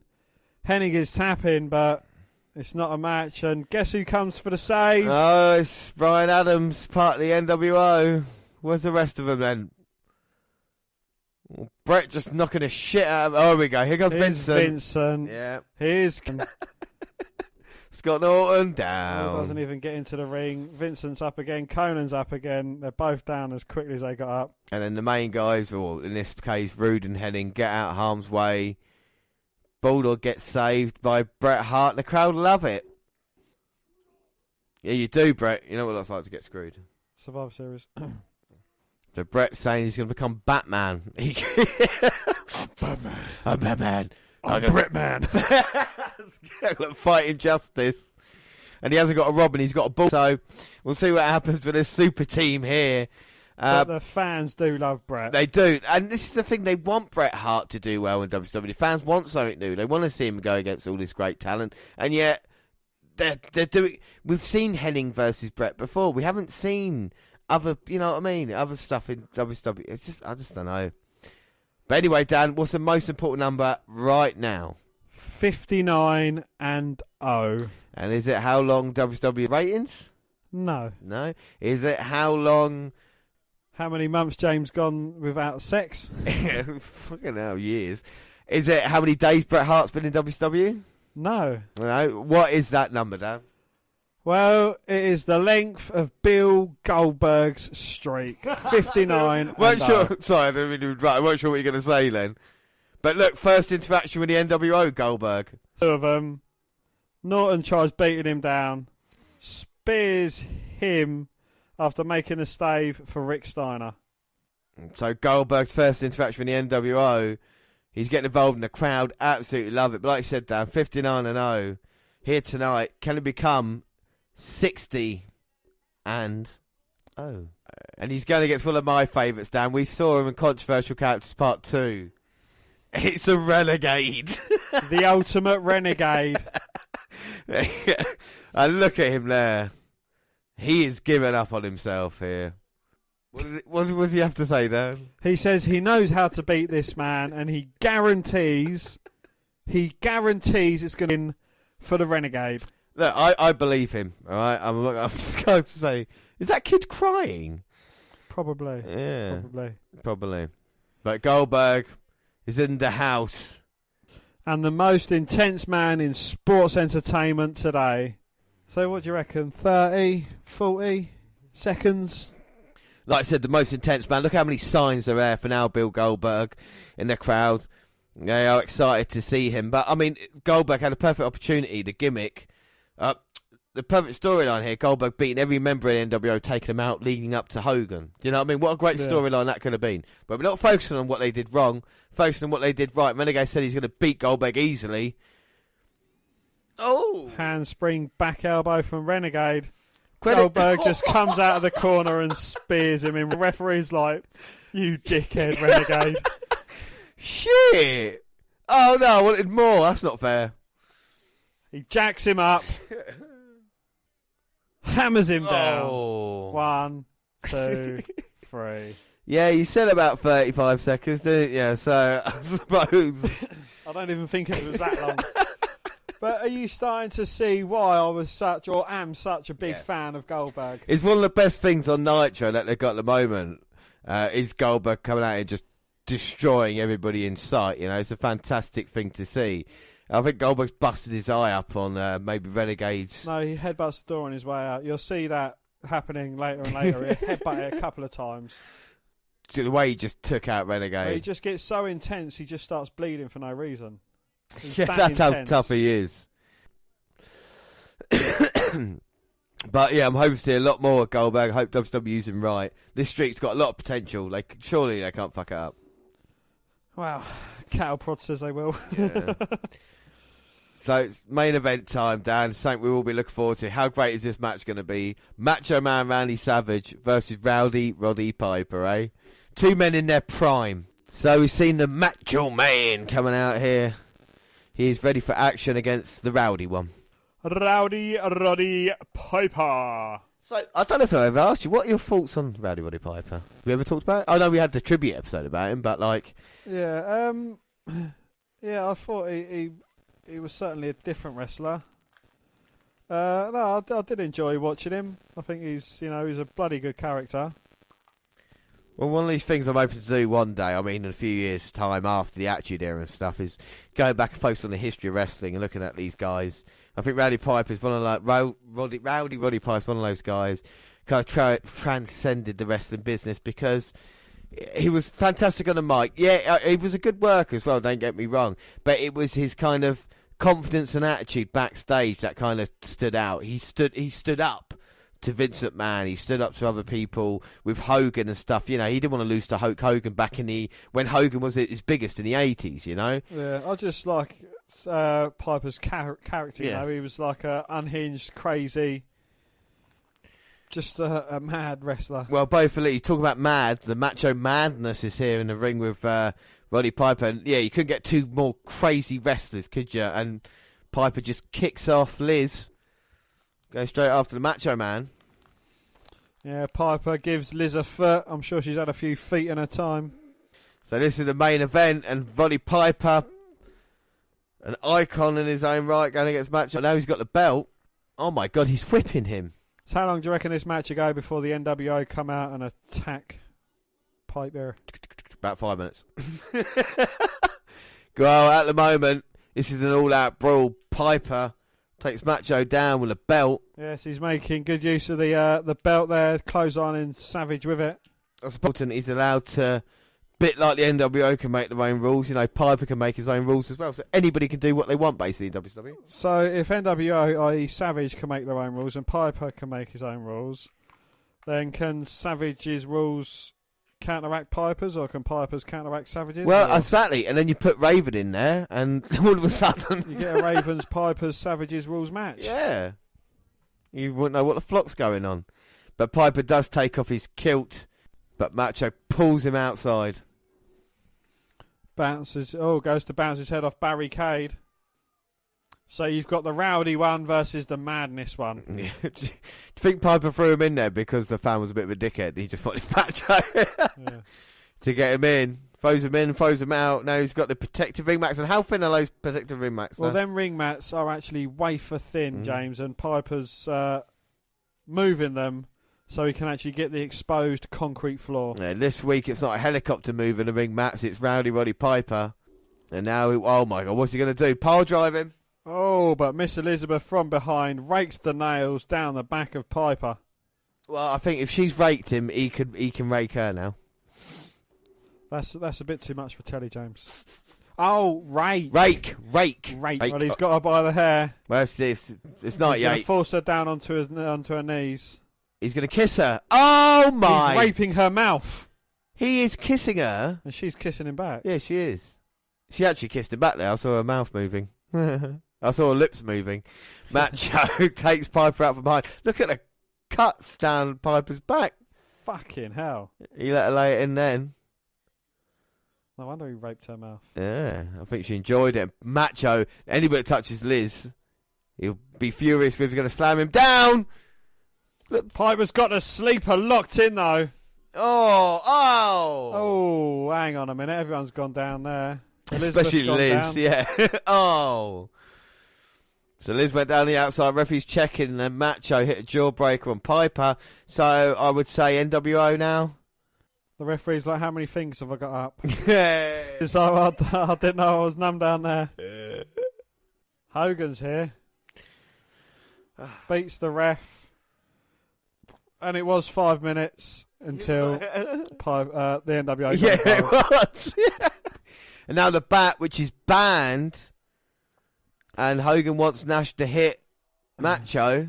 No, what are you doing? Don't hit Piper. Oh, now there's a shoving match between Hogan and Nash. The first time we've ever seen this. They're meant to be teaming up. Hogan's swinging for the fences and misses. Sting comes out with a bat of his own, and his bat's bigger than Hogan's. And Nash saying, you sort Hogan out. One man's got a bat, one man's got a hat, and one man's crazy. Oh, and Macho Man attacks Sting from behind, leaving Piper to fend for himself against Nash and Hogan. NWO wins again then, I suppose. Great. Or do they? That thing just bounced off Piper's head. Look at them throwing rubbish in the ring. Where the fuck is the Giant? There he is. We're here. And the Giant has cleared the ring of the NWO. And now he's got two bats. They look like chopsticks in his hands. Yeah, he just ripped it apart. And Sting floors Macho. Oh my God, so apparently WCW are in charge at this moment in time. And the Giant passing the bats off to Piper and to Sting. Macho ran past them. And then come back and now he's getting chased off by him. Yeah, that made sense, yeah. And where's Liz? She got taken. I don't know where Liz has gone. But it's Giant, Sting and Piper here. I mean, Dan, what do you thought of this episode of Nitro? All the parts where there was no NWO is bloody brilliant. But every match that involved NWO, it's seeming to be a pattern emerging, and it's starting to get really fucking annoying now. Yeah, I mean, what they got is good. And what they do well is good, and what they do bad is just bad, you know. It's terrible. Terrible.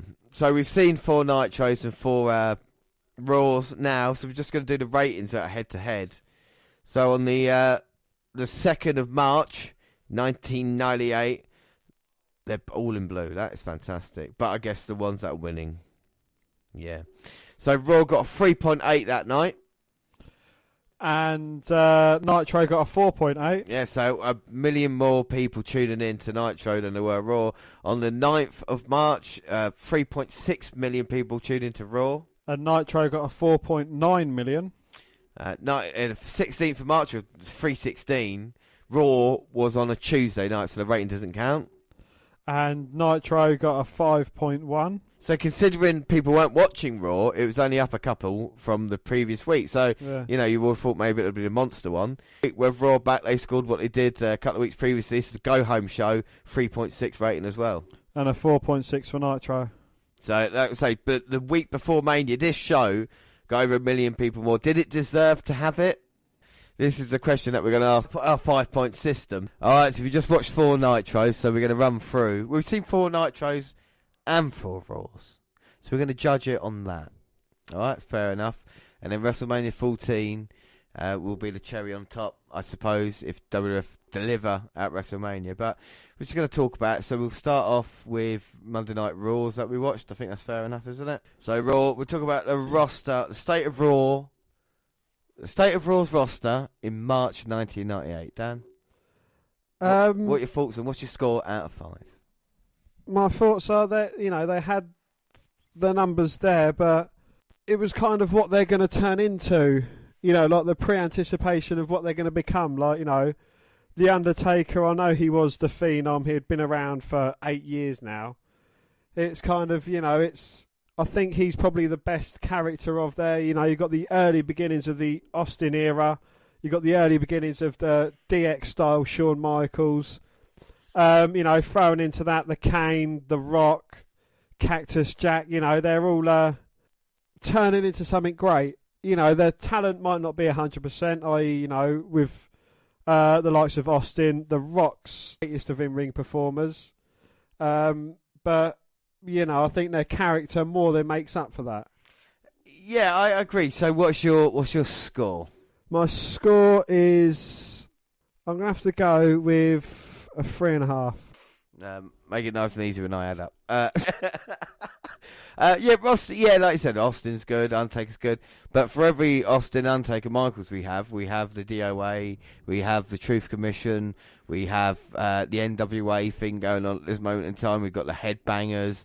The standard of wrestling ain't the greatest, and it's partly in fact because the roster's not as great. Even the Outlaws they're not that great in ring. The hardcore skits are good and stuff, but so I'm gonna have to look at how good the roster is now, and I'm gonna say a 3 out of 5 for me. That's fair. Like I said, there's a lot of potential there, and in a few months' time, we'll see that blossom, won't we? Most definitely, yeah.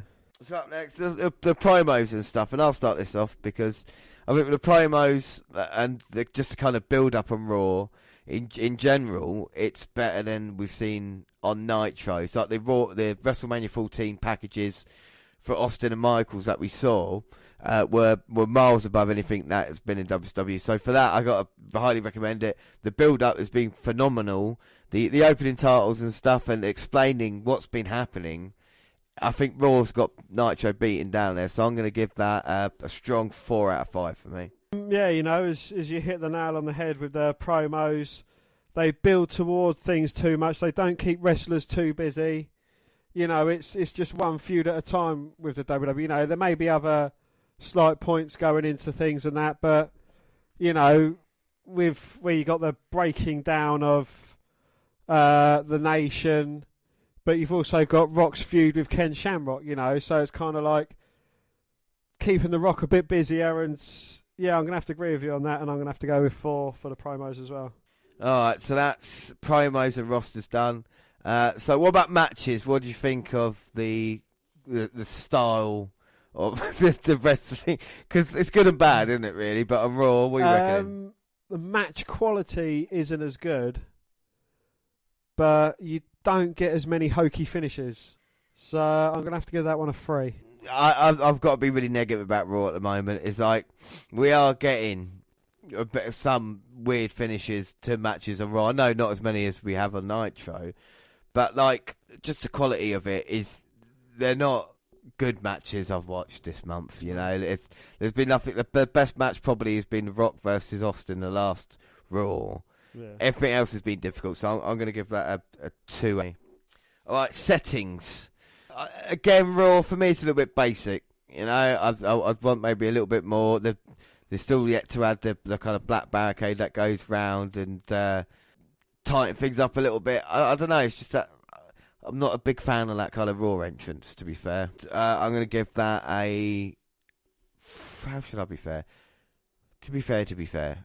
I'll give that 2.5 out of 5. Yeah, with the setting, it is kind of a basic setting.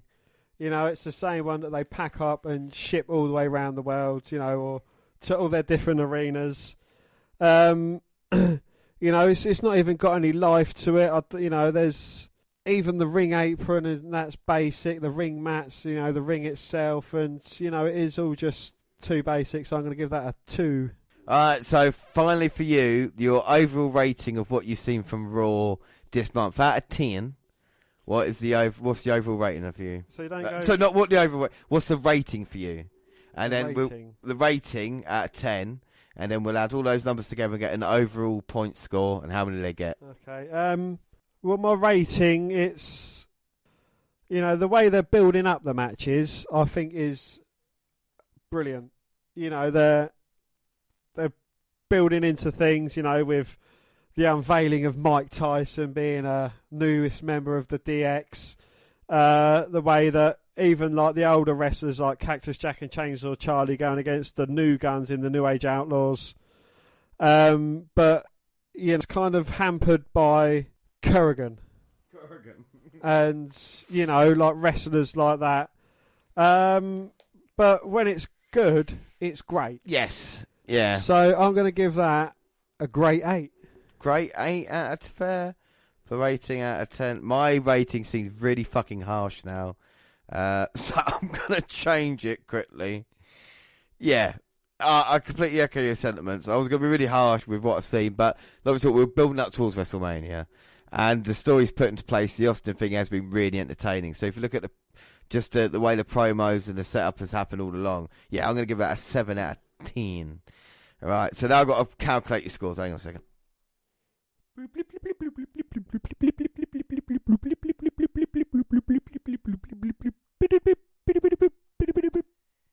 So these scores are out of 30. So for me, Raw, with roster ratings, promos, matches and settings, scores an 18.5 out of 30. For me. No, for me. For you. For you, you scored 20.5 out of 30 for Monday Night Raw. So that's a really good Raw score. Raw score? Did I work that out right? Yeah. 2 and 8 is 10. 3 and 4 is 10. 7. 20 and a half, yeah. So 20.5 out of 30. 18.5 out of 30 for me. So will they beat our Nitro scores? Let's find out now. So we'll do it all over again. So roster Dan, out of 5, what was the roster take on WCW? Well, you know, again, for every Eddie Guerrero, Chris Benoit, Booker T and Chris Jericho, you've got, you know, Rick Rude. I know, you know, you've got the legend types in Hogan, Savage, Hennig. Out of 5, for the wrestling quality on the roster, I'm going to have to give it 3.5 out of 5. That's fair enough. We will compare the scores of what we rated for whom afterwards, but I'm going to give it a 4.5 out of 5. Just because for every Eddie Guerrero, Chris Benoit, Booker T, Chris Jericho, Rey Mysterio, Juventud Guerrera, British Bulldog, Kurt Hennig, Bret Hart, Ric Flair, Sting, Bulldog. Giant, just the sheer size of the entire roster. They have hundreds of people at disposal. We've not mentioned Goldberg. We've not mentioned, you know what I mean? Scott Actually, Steiner. jack mine up to a 4. Yeah, do you want yours up to a 4? Yeah. All right. I completely discredited Goldberg. I'm sorry, Bill. If you're listening, I'm Yeah, sorry. no, honestly, it's fucking brilliant. You know, like I say, the sheer size. Yes, there's Hogan's, but again, Hogan, Macho, Nash, Savage, Piper. They attract maybe in people like watched it 10 years ago. Like, oh fuck. Conan weren't on the roster. That would have been a 5. Yeah, it would have been. Yeah, and Mongo. Like I said, they got 9 Hart. They got all the cruiserweights and stuff like that. So I thought it was brilliant. Right, I'll do promos next because this one I'm gonna have a go at them. They're non-existent, really. Like, they might have little bits at the start of pay-per-views, but it's all kind of... No, they are existent. They're just existent in the form of NWO. Yeah, exactly. It's all black and white and grainy, and you can't really hear what's going on. And, you know, I'm just not a fan of it, really. The opening titles are probably the best thing that they produce on the TV show when it comes to... Even videos, the music is just too loud. Over everything, you know, it's just pointless. The production of WWF is much better. I'm going to give that 2 out of 5. Well, for the promos, you know, again, despite all the NWO crap, you do get the brilliant zingers from Chris Jericho. You do get, like, you know, the Eddie Guerrero moments. Yeah. Yeah. You know, so I'm not going to be as harsh as you. I'm going to give that a 2.5. Just, for, you know, for the short, you can see... You know, the start of Chris Jericho, you know, how... even all his sayings are there, you know, and, and for that, because I do love Chris Jericho on the mic, he is great, and he's not a stupid idiot. No, it's true, but that's an exception to the rule, like you say, with Jericho. I forgot about him. But it's like the Mean Gene kind of, we talk about in-ring promos as well, like that in the Raw at the moment. Yeah, they do have Michael Cole and Kevin Kelly doing it, but usually it's then the wrestler taking the mic and being a cat, you know what I mean? Being a cat to himself, as opposed to them being told what to say by kind of Mean Gene Oakley. And Ric Flair. Come on, that Ric Flair promo we saw a couple of Nitros ago was worth the price of admission alone. So promo for you, what, 2.5 you said, yeah? 2.5. Yeah, no problem. Matches. For every NWO based match where the NWO wrestler starts to get worked on, and then the rest of the NWO comes out, or the NWO squad as we call them, you know, they're in the matches and giving false finishes. You're getting a Chris Benoit versus Booker T match. You're getting a Chris Jericho versus Juventud match. You know, the proper zingers. You know, the Eddie Guerrero matches. Yeah. You know, and the way Bill Goldberg's being built, that's how an undefeated superstar should be built. Yeah. And, you know, I use the word build, pardon the pun. You know, they've got the WCW style matches down to a T. Even, like, you know, the DDP versus Sting match was above par. Yes. You know, but despite that, you've still got the NWO matches. I mean, you know, even the B-rated squads, like, you know, if they get beaten down, then they lose the battle but win the war. The Conan match and stuff like that, it's just not worth the time on the podcast. I've wasted my life. I'm not going to waste your guys. You know what I mean? You know, and even the cat's been performing out of his skin. Yeah, the cat's not been too bad. But what's your score out of 5? I'm going to have to give that a 3.5. Dan wasn't falling out of plane then. He was just shocked because I'd gone 3.5 as well. Like you said, it's like a school report. You're doing great, but maybe don't listen to the other boys in class. You know, do your own thing. Like, the NWO, just sort it out. I know they don't sort it out, and I know it kills the company. That's what's fucked up about this, man. To go back 20 years and seeing what actually happened here. And it's true, you know. Settings, I like Nitro setting. I thought the Panama City episode was something really special, and yeah, they probably lost money and they probably paid fans to do it, but it's something different, and this is what wrestling needs nowadays is different settings. Think, you know, ideas up. WWE had it in a shopping mall, now they got it in a swimming pool. I'm cool with that, you know. It's all good, and even the production values with the amount of fireworks and stuff. And the fucking chopper. Get to the chopper coming down. Just in the normal arenas, just the look, the stadium, if you will, the arenas are bigger and more impressive. So I've got to say that's really important for me. So I'll give that a 4 out of 5. Alongside with the swimming pool thing, you know, it was in the middle of a fucking swimming pool. You know, I kind of feel that they haven't quite got the atmosphere that a larger stadium would have, if you know what I mean. You know, it's still good, it's still unique, it's taken it to various different places, and I think it looks a lot better as well. You know, and it looks more full, and I don't know, it just seems like you can have a bit more fun with it, you know, like yeah. When the Giant threw Nash and Hall into the pool, and, you know, Scott Steiner even went in there at one point. Yeah. It's, you know, it's just the fun you can have with silly little things like that, so I'm going to give it a 4. 4, yeah, no. Like I say, I completely agree with you. Right, now, overall rating, Dan, out of 10. I'm going to have to go with 8. 8 out of 10. Now, that is very interesting, what you've just done there as well. No, it's not. Not anymore. Yeah, that's cool. Yeah, so 8 out of 10 for your rating. I'm going to give it a 7 out of 10, just because I'm harsh this month. I'm not happy, really not happy with the shit that has happened on this episode. So I'm going to give it a 7 out of 10. Like I say, the storylines are good, but they've just thrown shit at the wall and seen what sticks. So I give it the same rating I gave Raw. Weirdly enough, Dan, you gave the same rating for Raw as you did Nitro, both 8 out of 10.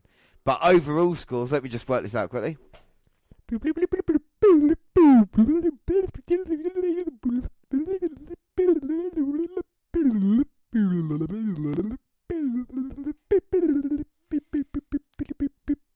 So these are at 30. So Raw, like we said, for me, scored 18.5. Nitro, for me, scored 21 out of 30. So Nitro won quite clearly there. Couple of categories done well. Dan, your overall? Your Raw was 20.5. Your Nitro score is 22 out of 30. So Nitro wins this month for you. Nitro wins for me. So Nitro's a big winner. That's all good, isn't it? Winner, winner, chicken dinner. Winner. Roster, 3.5 for Raw, 4 out of 5 for Raw for you. Rating, both 8. Promo, 4 out of 5 for Raw, 2.5 for Nitro. Matches, 3 for Raw, 3.5 out of 5. Settings, 2 out of 5 for Raw. 4 out of 5 for Nitro. So there you go, that's good then. So Nitro does win the Monday Night War this month. But let's move on. Alright, so pay-per-view buy rates. WCW Uncensored 1998, which was the 15th of March, got 1.1 buy rate, which is quite good. Available in 36,360,133 homes. It drew 399,961,000 buys. WrestleMania, which was held 29th of March 1998, got a 2.3 buy rate. So available in 36,360,133 homes. It got an 836,283 buys. Thanks to basically Mike Tyson being involved. So incredible when you think about 2.3 buy rate when we're averaging out probably about 3.2 people watching the program a week. So the audience invested in it and wanted to actually see the payoff, you know. But, you know, even though Raw was completely shadowed by Nitro, at the end of it, where the money actually matters, it completely obliterated it. Yeah, exactly. Mental. To even more WWF now, because it is time for the granddaddy of them all, the showcase of the Immortal. It's March 29th, 1998, and it is WWE WrestleMania 14. The first temptation is to say that tradition has abandoned WrestleMania. That this grand spectacle, this enticing blend of celebrity and athleticism, has been taken hostage by a new generation of rogues. The baddest man on the planet, the toughest SOB, the reigning champion and #1 degenerate. These are men determined to write their own destiny. To hell with historians who will pen their tale. But tradition is indeed alive and well. Because, after all, despite the brash bravado, it's the allure of World Wrestling Federation gold that has brought these men here tonight. The very belt that immortalized Andre, Hulk, and San Martino. The symbol of excellence that inspired Gorilla Monsoon, the Big Cat Ernie Ladd, Classy Freddie Blassie. A lineage created by Vincent J. McMahon some 50 years ago. So tonight, through sacrifice and pain, through breathtaking displays of athleticism that defy mortal boundaries, these men that shun tradition are destined to become part of it. It's WrestleMania, the grandest of spectacles, the showcase of the immortals, a time to revel in the occasion. And somewhere beyond the spotlights, the father of the World Wrestling Federation will revel in it too.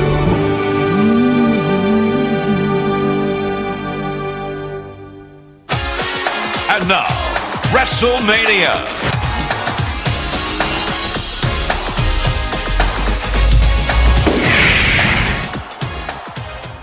So let's start off. We've just seen the opening promo. Dan, what did you think? Well, they're certainly focusing heavy on the Mike Tyson aspect and the Austin versus Shawn Michaels match.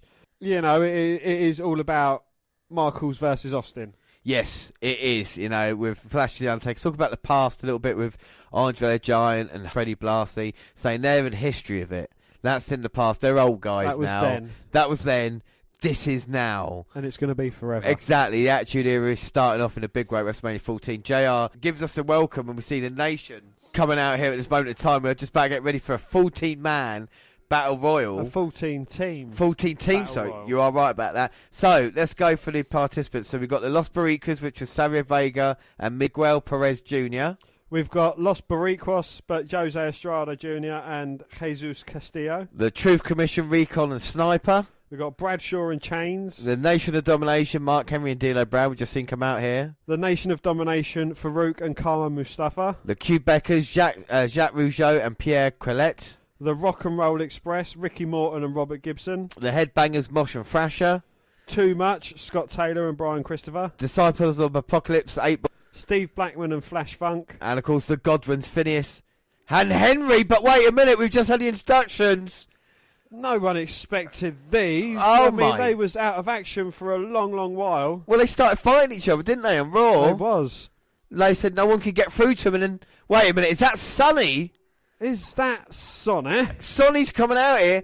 She hasn't sorted out the Legion of Doom. They're coming out with new outfits. Wow, they're certainly impressive outfits. I mean, they've gone for a more futuristic look. I think these are LOD 2000. Oh my God, they might be the tag team of the Millennium as they come out here with Sonny.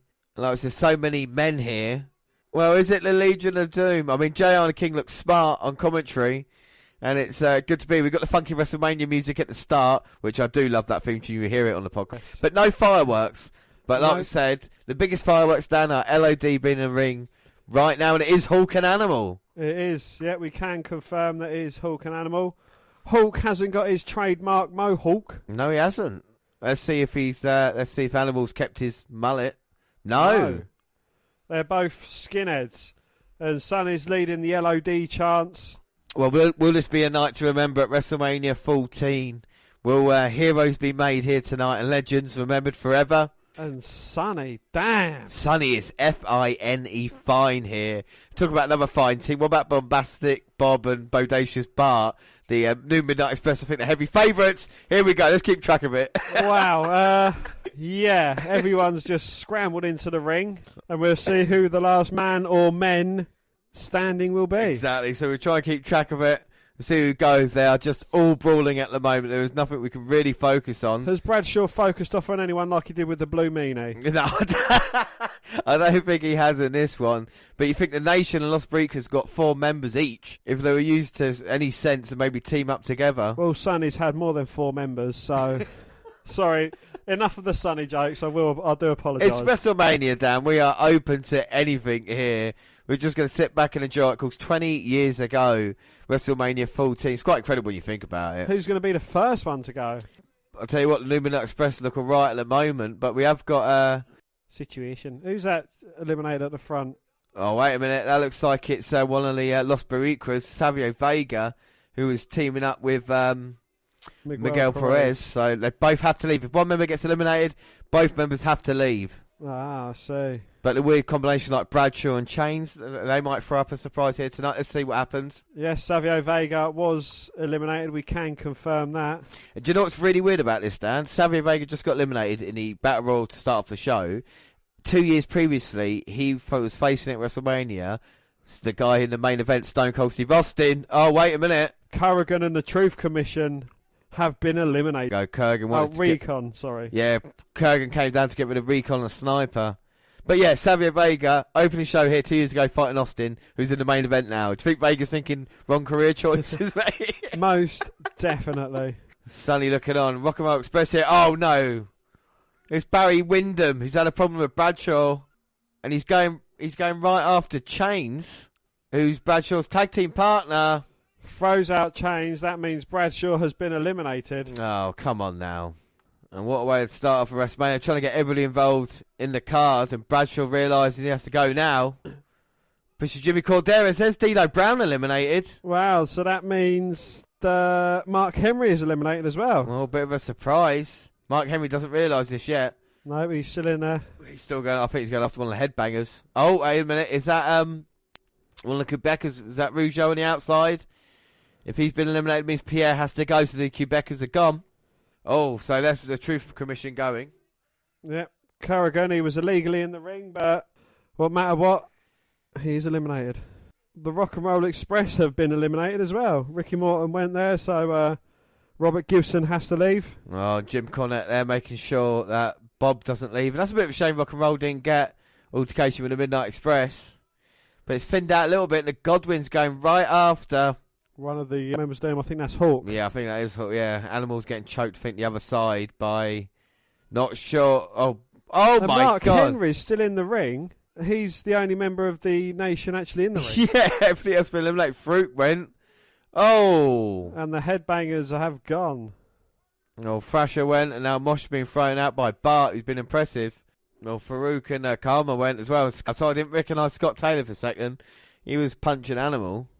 There you go, Mark. Mark Henry's finally been eliminated. Right, so now we've got Too Much, Scotty Too Hotty, or Scott Taylor, Brian Christopher, LOD there, Godwins, DOA, and of course the New Midnight Express. And LOD 2000. Here comes Scott Taylor. Oh! There goes Scott Taylor.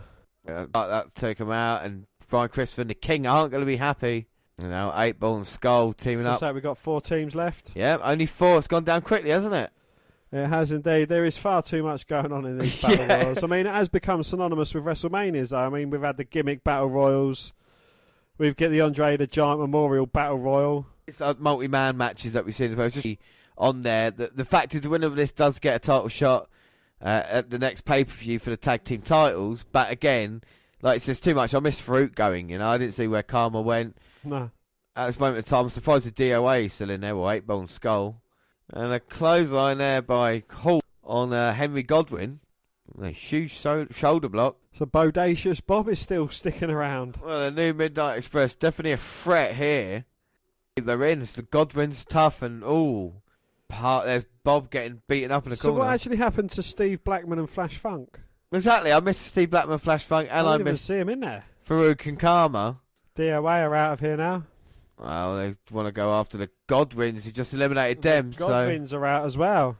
So it is LOD versus NME, New Midnight. It's the battle of the old NWAs. Of course, Legion of Doom, former NWA Tag Team Champions, but it's going to be one of these teams. Sonny's still there, happy about this new LOD she's got together. LOD chancing all the Godwins. And they've just taken out LOD. Well, slot buckets in the back of the head, and they say, go on, get rid of him now. It's like, thank you, King. Sonny, he just pointed out Sonny's hot.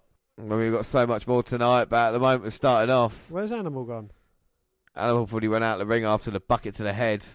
So I thought they both had to be eliminated. No, only one of them has to be eliminated. He went out under the bottom rope, so he's still in it. Calm down, he's still in it. LOD, well, no, not going to be in it now. Billy and Bart. Here comes Bart and Bob. Going to dump over Hawk. Hawk's fighting back, though. There's Animal, just got kicked in the head by Bart. And Hawk's getting sent over the top rope. Animal's back in the ring, though. Oh, a couple of huge clotheslines to Bart. What a bodacious move that was. Bob Irish Whip gets reversed. Oh, gets a big boot from Hawk. And now Hawk and Animal. Yes, and they've eliminated the New Midnight Express. And LOD, the reformed, reunited LOD, have won number one. Well, they're number one contenders for the WWF Tag Team Championship, and they're going to face either Cactus Jack and Chainsaw Charlie or the New Age Outlaws. Yeah, like we say, LOD back. Sonny's got them on the same page, eliminating the New Midnight Express, and the future looks bright after coming to blows a few weeks ago. Not sure what the future would be. They've come together and they've had a WrestleMania moment here, thanks to Sonny, and now they can look forward to the future. Hawk and Animal, and what a reaction from the crowd as well. They're really happy about it. Most definitely. They are ready for tonight, and they were cheering when LOD won. We talk about that, tag team titles on the line. Also tonight, there's loads of huge matches that we've been building up on watching Raw recently, isn't there? You know, yep. I'm looking forward to the Intercontinental title match between The Rock and Ken Shamrock. Triple H and Owen Hart for the European title. I think that could be a great match. Sable going to be wrestling here tonight with Mark Merrow going against Goldust and Luna. Looney Vachon. And then we're going to see as well the Undertaker and Kane finally coming to blows.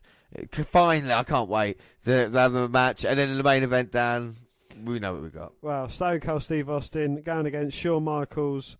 Well, he's challenging Shawn Michaels for the heavyweight championship with Mike Tyson as special outside enforcer. Yeah, and we see, look at this. This is from last Thursday. DX Public Workout, Government Centre. And there was thousands of people watching this. I was having a workout, and they set their sights on Austin, and instead of punching him, they kissed his head. Yeah, they did. Put him in the ropes and kiss his chrome dome. And Regis Feldman there going toe-to-toe with Austin. So WWF getting more mainstream now. Have you got the link for 10 because there's something really interesting that happens. Chris Warren and the DX Band probably formed the least auspicious rendition of an opening WrestleMania anthem since Mean Gene rushed through the Star-Spangled Banner in 1985. The fans in Boston Fleet Center coolly booed Warren's choppy vocals, which are not all dissimilar to Zach De La Rocha's alternation between whispery charge and screeching invective. That McMahon himself praised the unorthodox performance. Even though many others in the locker room were appalled by it, there was a suggestion that because the DX Band would be playing out Triple H and Shawn Michaels live, they wanted the band to get heel heat early on by butchering America the Beautiful, ensuring their subsequent performances for two heel wrestlers would be booed as well. Well, and the other interesting thing is that since they've cut out the DX Band now, the opening, from any video or DVD release since then, and it's not even available on the WWE Network anymore. But we move on to our next match, and it's cruiserweight title. It's the light heavyweight championship on the line. It's Taka Michinoku going against Aguilar, and we're going to have loads of interesting facts like that for each of these matches. One interesting fact I got for you now is Taka Michinoku versus Aguilar. Aguilar would become S.A. Rios. It would debut with Lita in a couple of years' time in the Attitude Era when it was in full force. So young Aguilar here, only 18 years old, going against Taka Michinoku, who himself's 22. So this should be a fascinating match here. We start off, Taka's got the side headlock, Aguilar pushes him off. Shoulder block by Taka. And a hip toss here by Aguilar. Rolls through Hurricane Run on Taka Michinoku. Taka Michinoku, 24 years old. Taka goes to the outside, but that's not a safe zone for light heavyweights. Here comes Aguilar. Beautiful baseball slide. Now he's gone back on the apron. He's going off the top. Oh! Asai moonsault hit Taka Michinoku square on with that one. That is a thing of beauty for Aguilar. Wants to get in, of course, he don't want to get counted out. But light heavyweights was obviously an attempt for WWE to cash in on those cruiserweights. Could Aguilar and Taka Michinoku compare to maybe a Rey Mysterio, Eddie Guerrero? We're going to give him the benefit of the doubt in this one. Aguilar trying to suplex Taka in. I think without doubt my favourite Taka Michinoku moment was when Kai and Ty invaded the Royal Rumble and they just got eliminated and he done a full flip and landed face first on the mats outside. Oh, Aguilar's on the outside now. Jesus Christ, Taka Michinoku running full pelt, springboarding off the top rope and just taking out Aguilar. Fair play to Taka Michinoku there. That was impressive. Aguilar gets back in, so one high-flying move to the other. Taka Michinoku wears down Aguilar in the corner, kicking him in the face. And a drop kick to Aguilar on the apron. And I'll tell you something else. We get into Spanish announcers. We get to know them. Of course, our favourite, Dan, aren't they? It is Tito Santana, of course, a legend in the ring, Hugo Savinovich and Carlos Cabrera. Yeah, let's hope the Spanish announce table doesn't get used here tonight. Taka going to pin Aguilar, get the shoulder up at 2. People have already got their seats and then just going to get a couple of drinks during this. Here comes Taka running into Aguilar, though. Oh, he gets tossed to the outside. Is Aguilar going to go flying yet again? He looks to go that way. Here he comes, but Taka up on the apron. Oh, catches him with a big right hand as Aguilar was running towards him. Taka's going up top. Here comes Taka Michinoku, but here comes Aguilar. Oh, a hip lock takedown there. Or deep arm drag takedown, sorry. Springboard. Oh, that's nice. Oh. Top rope springboard there, moving Taka across, and now this is classic luchadors. Got the arm, drags him down. Ooh. Sends him out to the ring with a lovely wrist lock there, corkscrew wrist lock. And here comes Aguilar again. Taka this time not ready. Oh, corkscrew somersault over the top. That is nice. Jesus Christ. Just do as many high spots as you can in the space of 10 minutes. Well, at least they get given, exactly, getting time to impress. And they are here. That is a thing of beauty by Aguilar. Taka Michinoku making sure he caught him, now getting in the ring to stop the count. But you have to pin him inside the ring. Taka Michinoku's been light heavyweight champion since December, winning it at D-Generation X, beating Brian Christopher. Too much facts. Taka, though, gets back in. Oh! No, he's looking for a springboard corkscrew off the top, but Aguilar dodges. Springboard moonsault, though, catches Taka Michinoku, but only managing to keep him down for 2. 2. Now Aguilar get distracted. The referee. Oh, my God. And that is simple and effective by Michinoku, just catching with a big right hand as Michinoku goes up top again. And Aguilar doesn't seem like phased, though, walking towards Taka. Oh, cuts off Michinoku. Now both men on the second rope. Ooh. Another big right hand, though, knocks Aguilar off. Tucker off the second. Oh. Looking for a flying crossbody, but Aguilar had his knees up straight into the midsection of Michinoku. And now the chops picks him up on the second again. Here comes Aguilar second. Oh. Hurricane Rana's Michinoku off the second rope. Still not finished for him yet. Irish whip reversal by Taka Michinoku low into the corner. Oh, comes running in with a big kick. Oh, Oh, a lovely missile drop kick off the top. oh, there we go. Signalling for the end. The Michinoku driver. Oh, he's going to pick up Aguilar and finish him off. Oh, Aguilar with the back. Oh. He gets caught in a powerbomb. Now Taka saying it's over and done with. Now it's the end. And he's going up to the top. Moonsault. Oh, Aguilar rolls in, though. Michinoku hit nothing but the mat. Rolls him up. Going to go for the cover. 2. Oh. Ooh. Michinoku managing to kick out. Ah.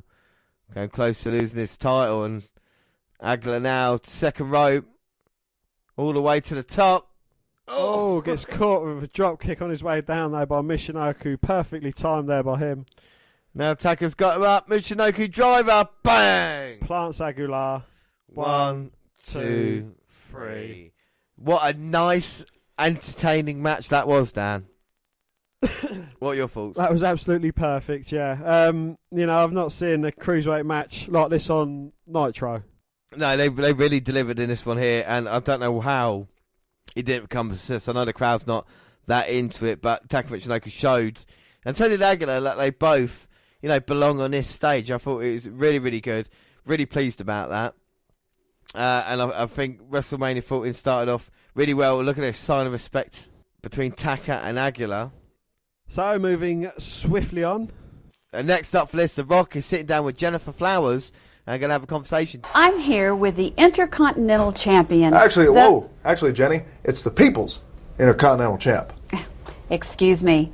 The People's Intercontinental Champion, The Rock. Now, Rock, Yeah. the people want to know if you were the leader of this country, how would you run things? Well, actually, Jenny, The Rock feels like this. First and foremost, the term leader is really beneath The Rock. The Rock feels like this. A more appropriate term would be ruler. Ruler. Yeah. Okay, then, if you were the ruler, how would you handle the homeless situation? Tell you what, Jenny, that is a touchy subject to The Rock. The homeless situation here in America. The Rock feels like this. As long as The Rock still has his palatial palace down on South Beach in Miami, Florida, he really couldn't give a damn whether or not they live in a Frigidaire box or a Kenmore box. As long as those homeless pieces of trash keep their cardboard homes off The Rock's freshly mowed grass, everything will be copacetic. All right, then, how about the judicial system? Well, first and foremost, as long as all The Rock's fans across the country realized that The Rock is the judge and the jury, everything should be fine. And actually, Jenny, after The Rock contemplated that for a second, if The Rock were the jury, The Rock feels like this. 9 times out of 10, he'd be a hung jury if you smell what I'm cooking. How would you run the White House?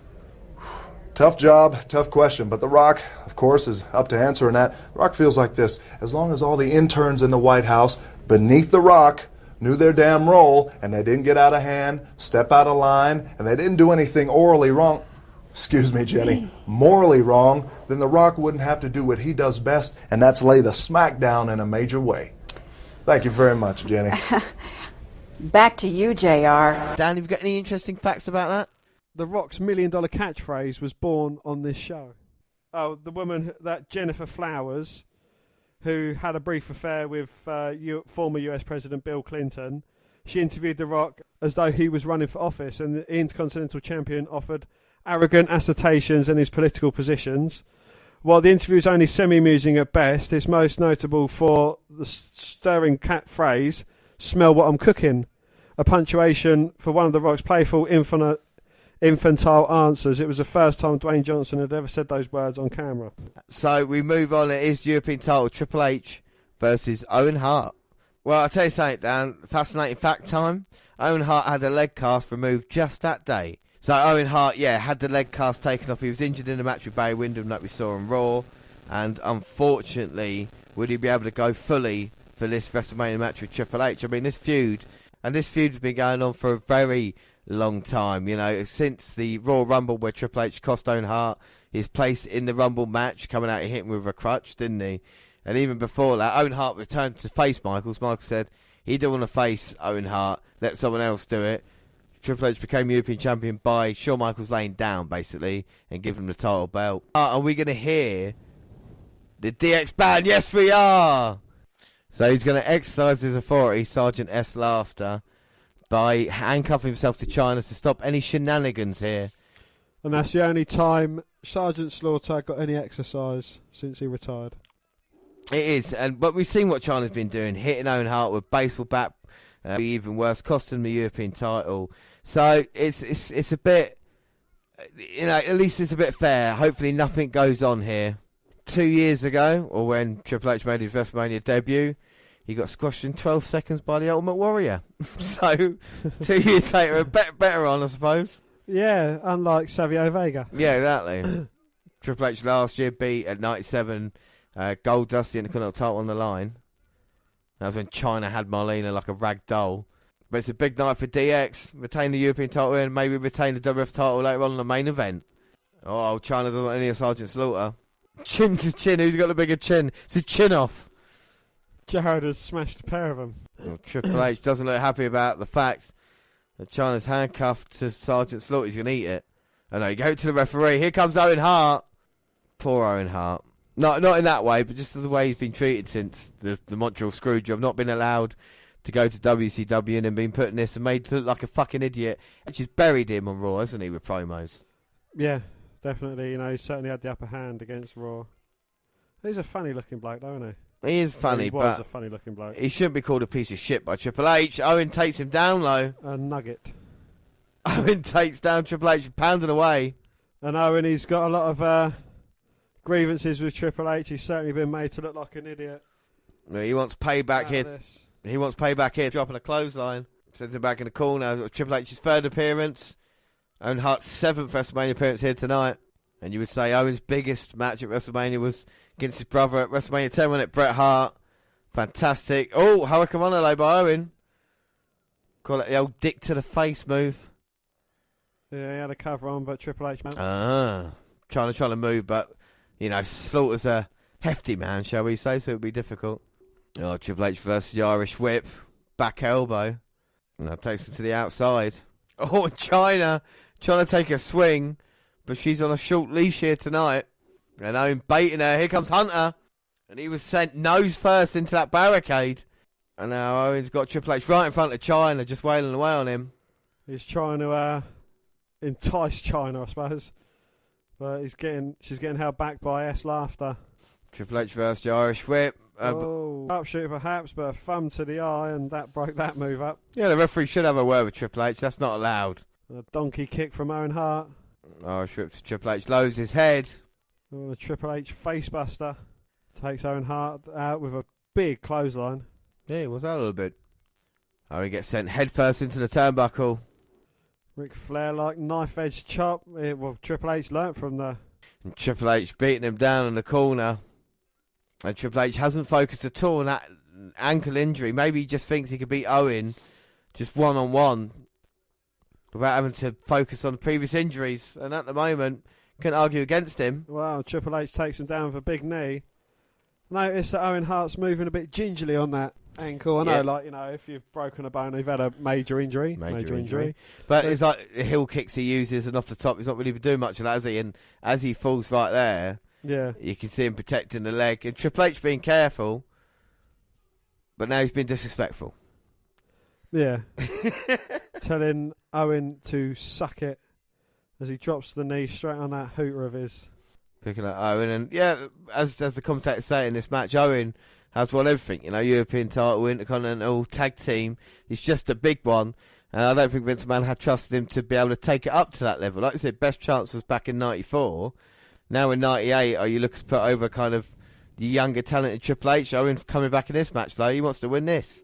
Oh, shit from Owen Hart, but runs into Triple H's boot. I mean, every move Owen Hart's had, Triple H has had a response for it. Yeah, and a fantastic DDT there by Triple H. But Owen get the shoulder up at 2. 2, and it looks like he's been busted open. Well, that big nose is open for easy shots. It's just like Triple H's. No one knows the business like these two. Oh, poked to the eye by Triple H. And now he goes to the leg. When he waited a while, he has to take it by any means necessary. Exactly. If there's a bullseye on his leg, you might as well use it. Fans don't really seem into this match as much, do they, you know? No. This is definitely mid-card. And Owen Hart's screaming in pain there as Triple H is working over the leg of his. If that blood drips into his arm, I mean, you know, it could distort his vision. Yeah, now he's a one-legged man in an ass-kicking contest, trying to get to his feet. Triple H has got 2 spots he can focus on now. Just trips Owen Hart down. And this is a great game plan from Triple H. Wearing down the leg, Owen's trying to get out of it. No one bowed down to him. Bow down. Triple H just taking his time now. Bit of a methodic beat down now for the Black Heart. Hunter knows he's got all the time in the world. Owen Hart fighting back. Coming out this corner. Hands. Swinging for the fences right now. He knows he's in serious trouble, not only with the leg, but like you said, the busted nose. Busted nose. The busted nose. Irish whip. Owen runs in. Triple H lifts his leg up. Owen ducks underneath. Oh! And he crutches Triple H round the ring post, and that made me wince. That's why he only has girls now, because they crushed his right boy one. Owen to the top. Oh! Comes off with a drop kick. Owen took the chance, going for the cover. 1, 2. Oh. Triple H managing to kick out. Ooh. Owen now. Oh, that's nice. Belly to belly overhead. Goes for the cover. 2. Oh, but Triple H managing to get his shoulder up at 2. 2. Building momentum now, Owen. Another Irish whip. Oh! Spinning heel kick. Got to wonder how much that took out of him, though. He's feeling the leg. Can't hook the leg correctly. Leg, but cover, kick out 2. Ah. Oh! Well, that's what happens when you can't do the flare bump properly. Oh, and an insecurity spins Triple H inside out. Now, is this a level playing field now that China's been locked up? I think it is. You know, you look at this at the moment, it's been an even match. Slaughter trying to keep China where she is. China squaring off to him, saying that you want some. Oh, shoulder up at the last second there by Triple H. Triple H there, power bomb to Owen Hart. And he gets a 2 count. 2. And China, they're desperate to help her man by hook or by crook, and S. Laughter trying to do his best to keep her shackled back. Oh, Owen headbutts Triple H, who bounced off the top rope. Giving Owen a chance now. Crossbody. 1, 2. Oh. Hunter managing to kick out. That was close, though, and Owen looking to finish off Triple H. He hasn't got China to rely on, but he reverses the Irish whip. Oh, comes out looking for the pedigree. Pedigree time. No. Owen reverses. Sharpshooter. Oh. But Triple H manages to get out of that. Pushes Owen Hart into the turnbuckle. I don't know if he aimed that full well, but he headbutted Triple H straight in his tallywhacker. Can Owen get the cover? Arm over. Managed to get the shoulder up. Owen Hart now, Irish whip, shoulder down, head down, leaving himself open for a kick to the head. Looking for the pedigree, but Owen Hart with a back body drop. Triple H with a roll up. Owen rolls through, looking for the sharpshooter. Sharpshooter, got it. Locked in. Crowd are on their feet now for the sharpshooter. China can't do anything about this. The icon Rob Van Dam sign. And China like, oh, come on, Sergeant Slaughter. The one fucking reason you're out here. You can't even do that right. And yeah, you can't stop China from helping Triple H to the bottom rope. Bullshit. Now Owen punching away on Triple H. Referee trying to stop him. And China, what's she fucking around with now? She got something in her hand and waiting for Slaughter. Oh! There's a powder or some sort. So Owen trying to slap China. Oh, and distracting Owen Hart. Triple H from behind. Referee checking on Triple H now. Oh! Low blow by China. And Triple H has got Owen. Pedigree time. Bang. 1, 2, 3. And Triple H beats Owen Hart. China gets involved. Even though Sergeant Slaughter's at ringside. What was the point? Dan, what do you think of the match? It wasn't a badly worked match between the two. You know, you could see Owen was a bit apprehensive about his leg. I know Chyna was shackled to S Laughter at ringside. Even while Slaughter was looking, she helped Triple H. And then she threw that powder into his eyes, and then she assisted Owen with she assisted Triple H with the low blow as well. You know, it's kind of, what was the point of her being shackled to Slaughter? Yeah, and I think it's and Chyna just knocked down Sergeant Slaughter. That's the commissioner. Throws him over the barricade into the crowd. Right into the front row, Chyna saying, "That's what I'm about." But you could argue this is Triple H's biggest victory, because on pay-per-view, yes, he's been a Continental Champion, but the people he's beaten haven't been that great. Owen Hart, you know, after all the shit, and Owen needing the victory at WrestleMania to make him not look like a fucking idiot, Triple H has gone over. So you've got to thank Owen for helping him out in his career, because this is basically the start, like you said, Dan, of the kind of the game Triple H that we're going to see evolve in the Attitude Era. Most definitely, yeah. But in a gimmick match, when the reason for them being there is not there, it's like having a steel cage match with outside interference like we had in WCW, you know? What is the fucking point? So we've got the mixed tag team match. It is Luna Vachon and the artist formerly known as Goldust going against Sable and Mark Merrow. Gonna fact ya. And that is Luna Vachon was told she'd be fired if Sable got hurt. After 2 years of mostly playing a mild-mannered damsel, WrestleMania 14 was going to be Sable's night to shine as an actual wrestler. She would perform in a mixed tag match with her then-husband Mark Merrow against Goldust and Luna Vachon. The veteran Vachon was being counted on to make the overwhelmingly popular Sable look like a comic book heroine at her own expense. Vachon would later claim in an interview that she was told that if she had bruised, scratched, or her statuesque opponent, she'd have been let go. She also lamented that Sable didn't want to go through the rigours of a crash course training, learning to bump, to distribute one's weight properly for moves, etc. for the match, making her job even more difficult. Vachon did note, however, that one person in particular sincerely commended her on a job well done, and that was Owen Hart.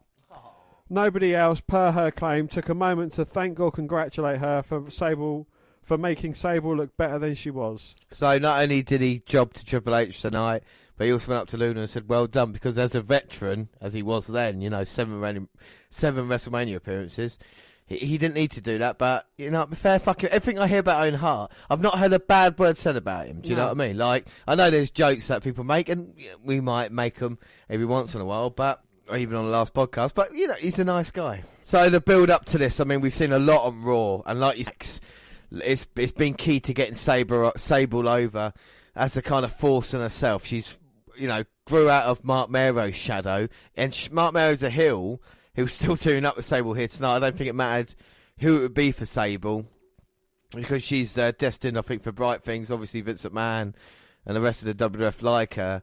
And for Goldust, at least he's on the WrestleMania card, you know? At least with Luna here. It could have been anybody teaming with Luna if they wanted to. The women's division wasn't huge at this time, didn't exist really.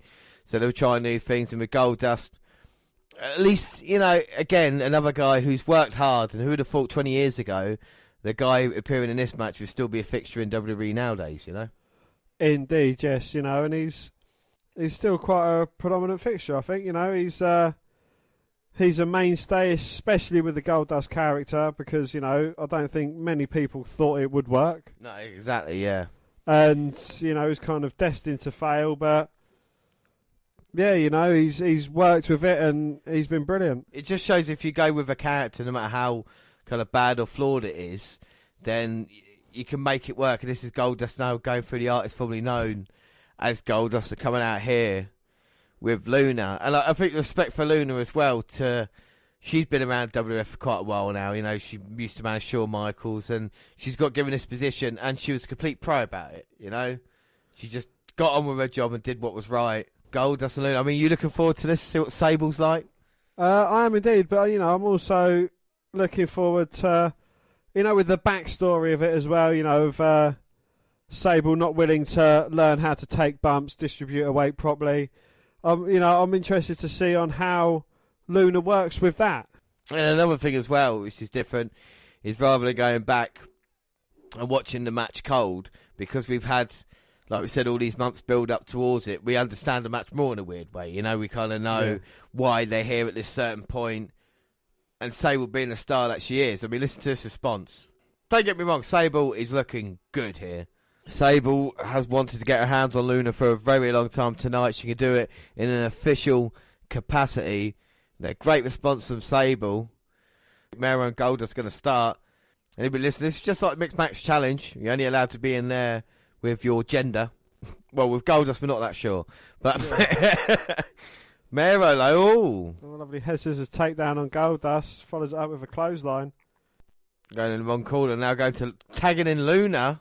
Sable's got to come in, but Luna wants some of Mero. Well, Mark Mero, despite pointing at her, she's got to come anyway. You don't need to tag her. Yeah, well, there she comes. Oh, and Luna runs away. Sable quickly behind her, though. The crowd loving this. She comes in and, immediately tags Goldust back in. Well, we want to see a bit of Suba label. We want to see a bit of Luna and Sable. Then we're going to have to wait. Mero comes label. In. We want to see a bit of Sooner and Late. Fucking hell. We want to see a bit of Sable and Luna. We're going to have to wait. Mero and Goldust are in. Sooner and Label. Sable. Goldust get backdrop there by Mero. Tags in Sable. They're going to double team Goldust. And a super kick there straight to the face of Goldust. Sable's in. Luna's got to come in now. How long can she actually run away from Sable? Goldust is a legal man, so Sable has to tag back out. Mero working over Goldust with the big lefts and rights. Well, 2 years ago at WrestleMania, we've been doing that for some reason. I've been doing that for some reason here tonight. Goldust, what was he doing at WrestleMania 12, Dan? He was going against Rowdy Roddy Piper. Yeah, in a street fight, still remember today. Mero's made his debut at WrestleMania 12 on air as the announcement. Tom Petkill said, "Marvellous Mark Mero." Little facts. Now Goldust choking out Mark Mero. Oh, and then getting slapped by Luna. Yeah! Oh, well, no, it's not. No, Mark Mero managing to get it crossbody on Goldust. The Goldust managing to get his shoulder up at 2. And classic vintage Goldust there. Mark Mero dropped his head. Goldust down onto one knee and a big uppercut. And a huge Sable chant. Goldust and Mero knock heads. Now Luna actually wants in this match. Is she actually going to come in the ring? Goldust looking for the tag for Luna. Here she comes, and Sable now going to get the tag in for Mero. She's in the ring. Here comes Luna. Oh, Sable double leg takedown. Going for the big lefts and rights on Luna. Look at the crowd on their feet. That's exactly what they wanted to see. She picks up Luna. Gets her in the corner, kicks to the midsection. One to the head. Snapmare takedown there by the head. Oh, punches Goldust for good measure. Luna from the Royal Rumble. Close eye on the top. Fans are going crazy. She's getting the referee's face. She is the female Steve Austin at this moment in time. What? She's saying, "Get in the ring." What? Get in the ring. What? Right now. What? You ugly. What? Bitch. What? That was just nasty. And Luna tags in Goldust. And I'll tell you what, fair play to Goldust. Like we say, he was selling for China last year. Now he's doing it for Sable. I mean, that's a company guy. Mero gets the tag low. Going outside to Goldust. Oh. Straight in the stairs goes Goldust. It's a mixed tag match. Here comes Mero springboarding in. The helo over the top, but Goldust with the knees up. But Sable's distracting Goldust. Mero. Oh, with the low blow to Goldust. And now it's got him up for the TKO. Oh, Goldust lands on his feet. Plants Mero with a DDT. Oh, Goldust going for the cover. Mero managing to kick out. Irish whip reversed by Mero. Head down, and Goldust sends him into Sable. Got him now. Shattered Dreams. Curtain. Curtain call time, I mean. Mero lands on his feet, though. Kick to the midsection. Running knee lift. This is WrestleMania. Is Mero going to go up to hit a special move now? Mero using the ropes. That was good for Mark Mero. Fair play to him, but Goldust managing to kick out. He used the ropes, much like the cat, and hit the moonsault, but Goldust hit the back elbow. Now Goldust going to go up. What's he going to attempt? Is he going to be Aguilar-esque? Oh, no, Mero. Bouncing against the ropes, crutching Goldust on the top. I'm not sure if he's got lady parts or man parts. Well, it depends if he was playing with an axe earlier, but now they're both up to the top. Mero looking for a American Runner. Oh, sends Goldust halfway across the ring, goes for the cover. 2. Oh, and Goldust managing to kick out. And Mero's going to punch Luna in the face. Oh! But Mero ducks. Luna and Goldust head to head. Well, Goldust accidentally knocked Luna off the apron. Mero rolled up Goldust, but he got shoulder up at 2. 2. Now Goldust runs into Mero's at TKO time. Hits it. And that is it. That's over. Mero 1, going for the cover. 2. Oh, and Luna Vachon with a rake across the back, and now she's choking out Mero. Oh, Mero's struggling to go back to the corner. Sable tags herself in.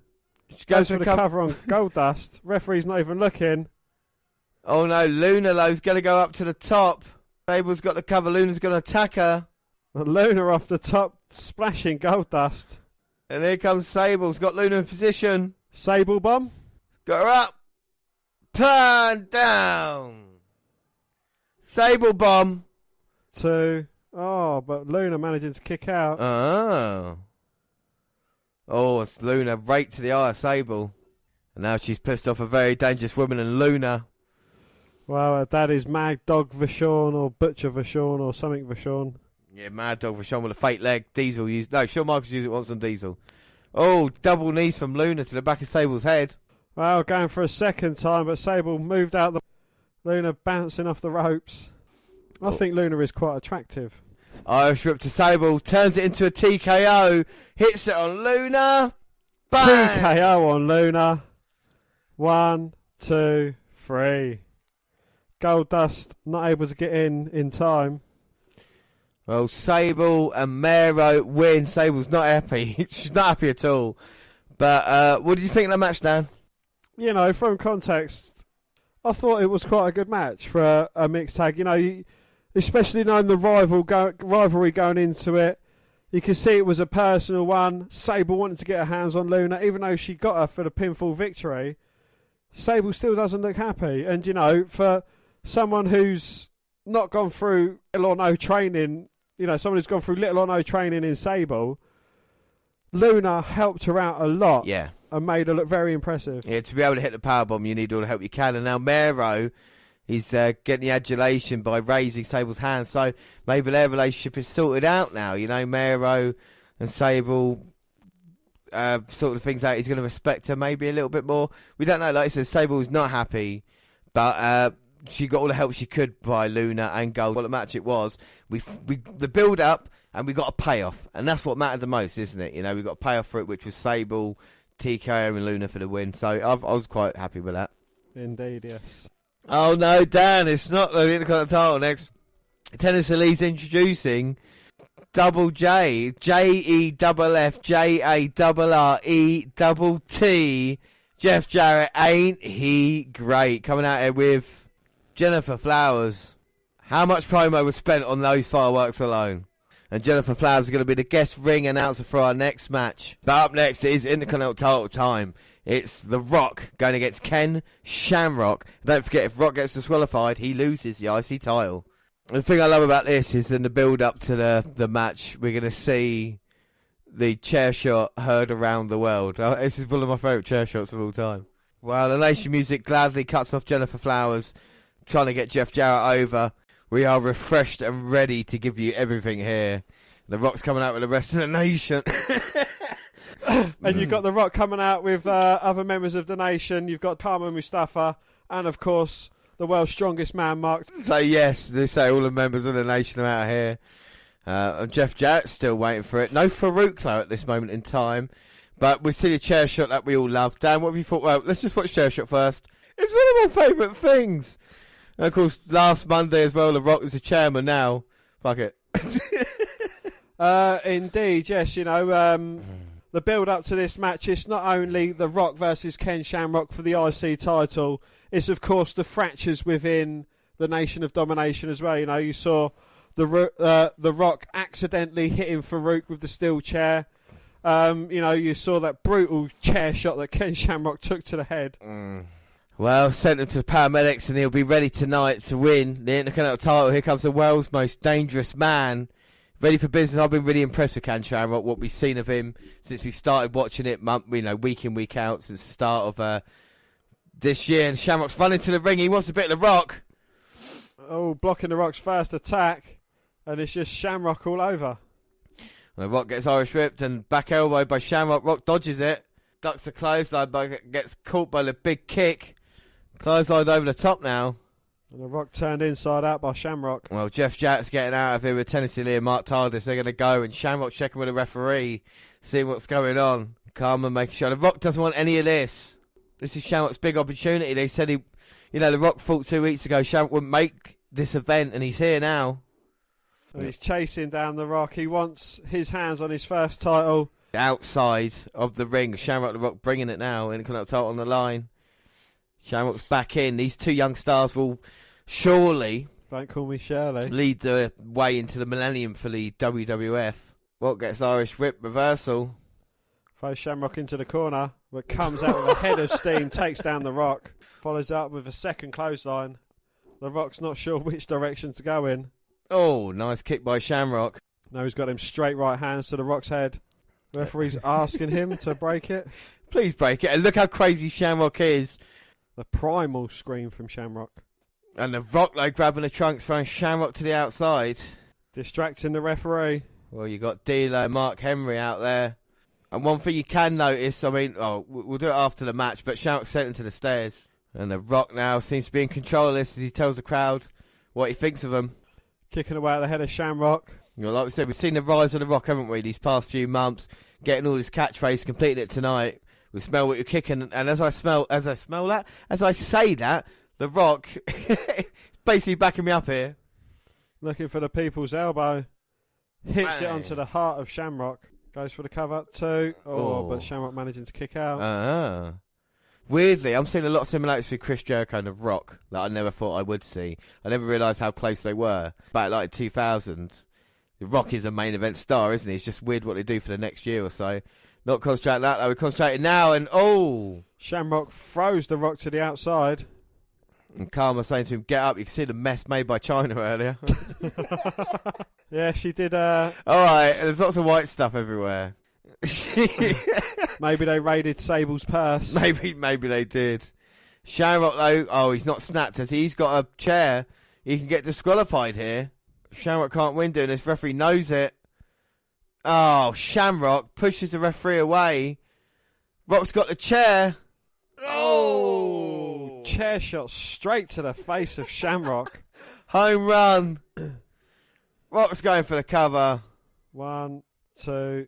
Oh! But Shamrock managing to kick out with force. Shamrock back to his feet. Blocks the Rock's punches. I think the Rock's mouth's busted open. He must have internal bleeding. Oh. Back elbow by Shamrock. Irish whipped again. A leg lariat from Shamrock, and he has snapped. Shamrock's taking it up a level. Oh! Scoop slam there from Shamrock. Goes for the cover, but the Rock managing to kick out. And we see the replay. Yeah! It's good. Oh, Shamrock with a belly-to-belly suplex on the Rock. He's going for the ankle lock. He's got it in. The Rock's in the middle of the ring. The Rock's face. The Rock's tapping. The Rock's tapping. It's over. It is over. Shamrock's won the IC title. D'Lo Brown's in. Belly to belly. Carmen Mustafa. Belly to belly. He's a nation. Now he's going back to the Rock. Mark Tardis is in the ring now. Oh, and he's facing off. And Ken Shamrock. And Mark Henry said he's going to snap him. Shamrock dodges it. Oh! A belly to belly for Henry. And the Rock can't get out of there yet. Shamrock's got the ankle lock back on. And what about this for a scene? Blood pouring out here. And here comes Farouk. Will he come to the aid of the Rock? Well, he looked to be coming into the ring, but stopped. And the crowd enjoying it. Look at the punishment Rock's taking. Oh my God, he's just flipped off the Rock. He told the Rock he's number one and he's walking away. And what about the nation? And referee can't stop Shamrock the ankle lock. Look at his eyes. He's no longer with us. The Rock's ankle could be broken indeed. Well, Jimmy Calderas and other officials coming out here. And now Shamrock looking at the referees. I think he's calmed down now. Officials saying, all right, Pat Patterson's in. I think it'll be okay. They've calmed down the situation. Nope, they haven't. Belly to belly for one referee. Oh, no. Belly to belly for 2 referees. Belly to belly for 3 referees. Oh, no. Shamrock snap. Another official. 3 referees and 4 officials. And Chad Patton and Pat Patterson don't want any. And Shamrock has lost his shit here. Interesting fact, one of the quirks of the Shamrock's character was that he's prone to fits of rage where provoked. And look at The Rock, he's in serious trouble. The stretcher's coming out here. And The Rock being stretchered away. This is a shame. The former Intercontinental Champion, he was destroyed by Ken Shamrock. Look at his eyes. Would you mess with Shamrock like that? No, I fucking wouldn't. He looks like a crazy motherfucker. Well, how Finkel's just announced The Rock as Intercontinental Champion. The referee reversed his decision because Ken Shamrock refused to break his submission hold. What the fuck? So The Rock's still champion. That's going to make him happy, isn't it? And when Shamrock is going straight after The Rock, who's on the stretch for the title. Throws him off the stretcher. Carries on going to work on The Rock. The Rock barely able to stand on his possibly broken ankle. Oh my God, the DX band were on the stage and The Rock's just been slammed on it. And Shamrock's not finished yet. Oh my God. Destroying the stage. The official saying, come on, Ken Shamrock's got blood on him, but it's The Rock's blood. He looks like a killer, but I mean, it's a bit of a cheap way for them to keep the title on The Rock there, isn't it? You know? It is indeed, yeah. Especially when you look at the Royal Rumble, Shamrock had the title on, but it's a brass nuts trick, and now at WrestleMania, when you want Shamrock to have his moment, The Rock is IC champion, but Shamrock snapped there. Well, when Shamrock flipped out, just then, this is a little fact down, when Shamrock flipped out in Boston, he was confronted by 4 men, 3 in referee attire and 1 in a dark tan suit. None of them were recognisable WWE employees, and were in fact local indie guys brought in to take Shamrock's vigorous suplexes, which is better than subjecting relative civilians to a moderate risky bump. JR the King talking about the gross of the event. WWE sold out Boston's Fleet Centre with more than $1 million at the gate. That number seems paltry today, especially WrestleMania 29 through 32 top 10 million in sales, but 98 more than $1 million for a non-stadium show was something wild. Symbolism, WrestleMania 14's large take at the box office was the largest for a North American show since WrestleMania 8 in 92, a stadium show. Given that time period roughly marked WWE's ugly downward spiral into scandal-plagued near oblivion, the WrestleMania 14 revenue reads like a squared circle Lazarus story. So they're getting a lot better thanks to the gate. But we've moved on. It's tag team titles time. It's Cactus and Charlie versus the New Age Outlaws. But was that always the plan, Dan? No. Well, Terry Funk had retired for the 1,827th time in 97. And wouldn't you know it, his retirement didn't last long. By year's end, Funk would be bizarrely costumed under sheer stocking as Chainsaw Charlie played Cactus Jack's equally insane running buddy. The partnership was a plan B to an earlier Foley idea for he and his grizzled mentor. Foley had gone to McMahon in late 97 with the idea of battling Funk in a best-of-7 deathmatch series, a callback to their famed 1995 IWA King of the Deathmatch tournament final. The 7th and deciding match would have been filmed at Funk's Double Cross Ranch in Amarillo, Texas, and inserted into the WrestleMania 14 broadcast. Per Foley, McMahon was intrigued by the idea at first, understanding that it was edgy, outside the box, and had its appeal. However, as the media eye drew closer to the WWE, with the impending arrival of Mike Tyson, McMahon scrapped the proposal, figuring such overly gruesome violence might be a bad look to the mainstream as well as new viewers. Yeah, that's in Freeface of the... that's not Freeface, fine. That's in Mick Foley's first autobiography as well. Tyson Brown. No, his first one... I can't remember what it's called. It's just his autobiography, Blood and Sweat Socks, where the fuck that was called. Have a Nice Day. Is in that where he talks about Terry Funk and what he wanted to do for WrestleMania. That would have been really interesting to see, but we've gone this way with the Outlaws and Cactus and Charlie, and this feud really started with the Outlaws dumping Cactus and Charlie, didn't they? Put them in a dumpster, threw them off the stage, and since then we've had a few stunts, like Road Dogg being hung upside down, but it's a dumpster match now. So this is going to be interesting, hardcore. Of course, you know what the rules for dumpster matches, Dan? There are no rules. Yeah, there are. Just get your opponents in a dumpster and shut the lids. So here we go. This is like different again. Billy hasn't even got his tag team titles off yet. And Terry Funk going after him. Cactus and Road Dogg on the other side. This should be a bit crazy. I mean, have you enjoyed the build up to this? Yeah, you know, you've got two hardcore legends in Cactus Jack and Chainsaw Charlie. And you've got two newish up-and-comers in the Road Dogg and Badass Billy Gunn. You know, they're the cocky degenerates. And, you know, it's certainly going to be an interesting match between these four guys. Yeah, Cactus with a knee then, Road Dogg right into the dumpster.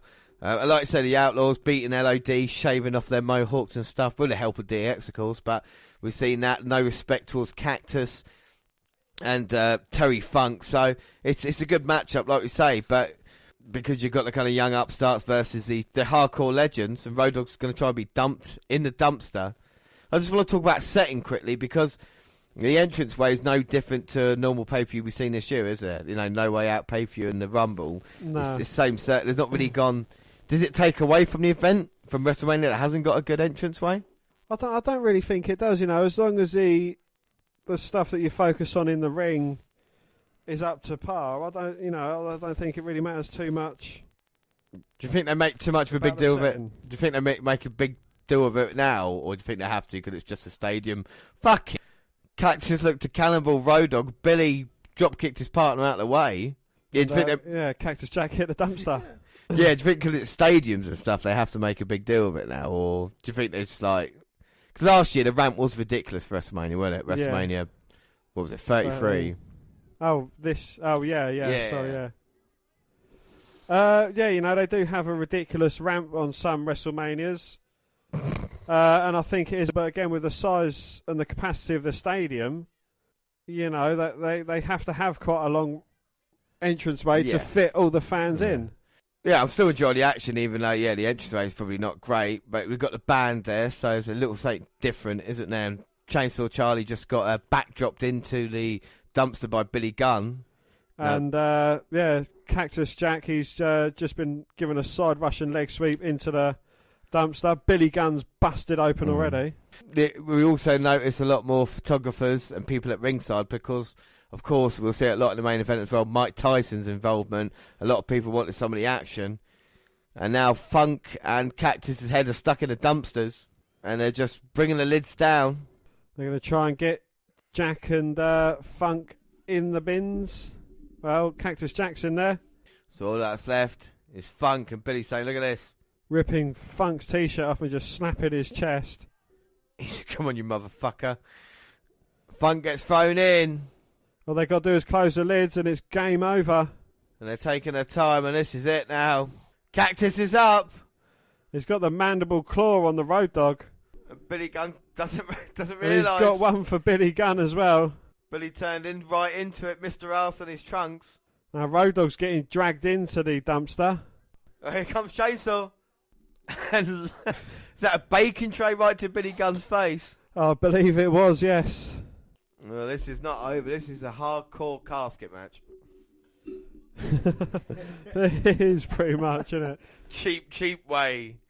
We could have a fucking casket match. Billy gets taken out again. And Road Dogg gets dragged out of the bin. Hey, they're getting in the ring now. I think it's nice to have different matches. You know, we saw like the women's match. That was different. With Sable's involvement, the light heavyweight match, tag team battle royal. Now it's a bit of hardcore, so we're not getting bored of the single matches, you know? Yeah. I've certainly got a lot of variety. And we've still got single matches to come, Undertaker versus Kane. And of course, Austin Michaels with Tyson as the enforcer. Billy Gunn outside. Mick Foley jumping off the side of the ring apron with the tray under his arm, dropping it straight to the face of Billy Gunn. And in the ring, Funk's got Road Dogg. Oh, DDT's Road Dogg onto the tray. Well, you said Cactus wanted a hardcore match at WrestleMania. He's kind of getting it here. They're getting weapons out from under the ring. Cactus Jack's got a ladder. Look at the cheer for the ladder. This is how rarely used it was back then. Apart from dickheads chanting, we want tables. I fucking hate that chant.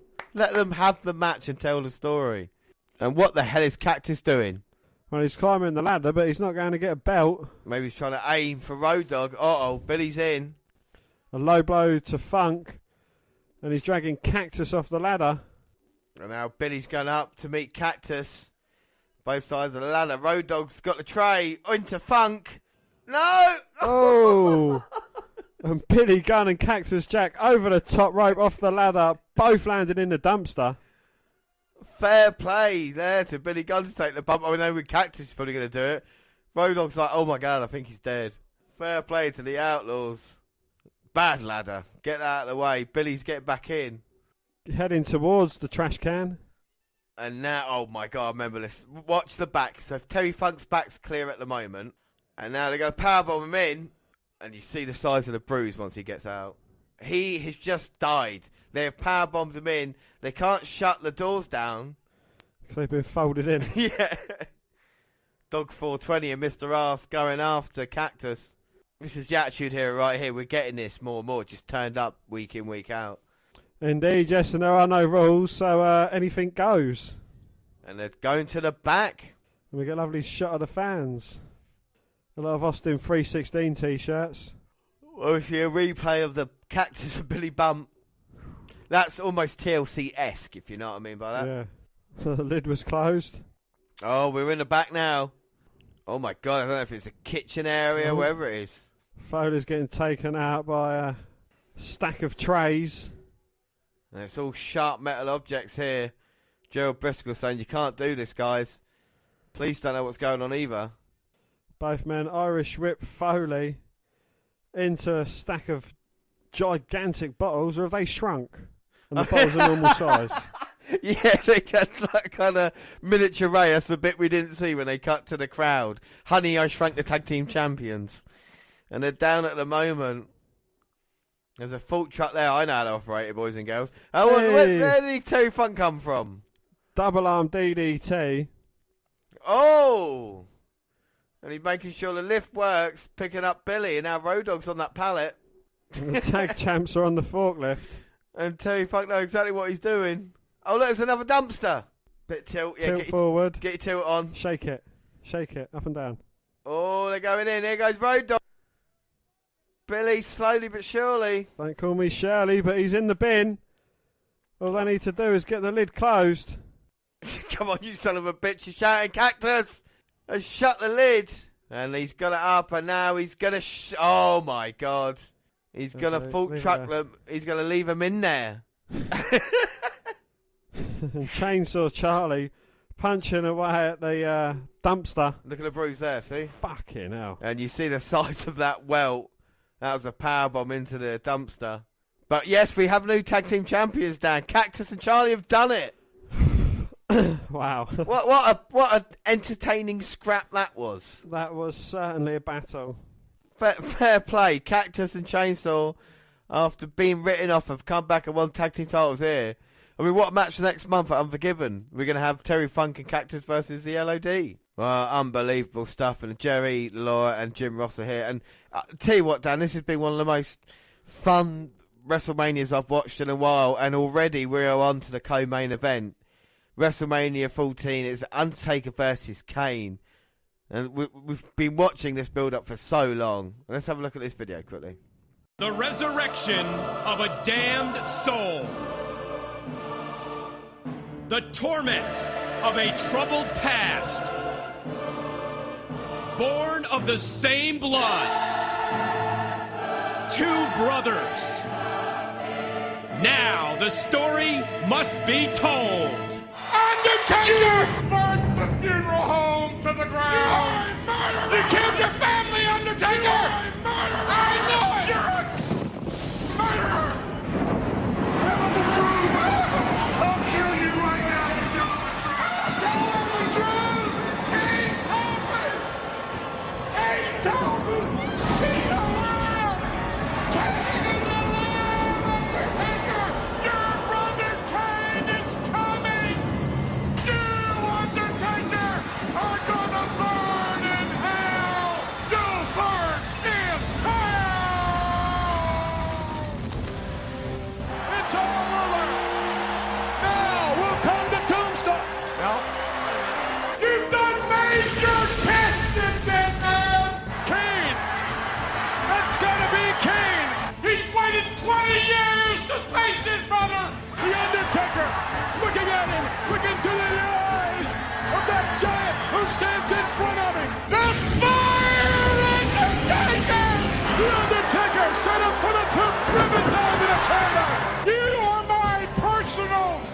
instrument of destruction.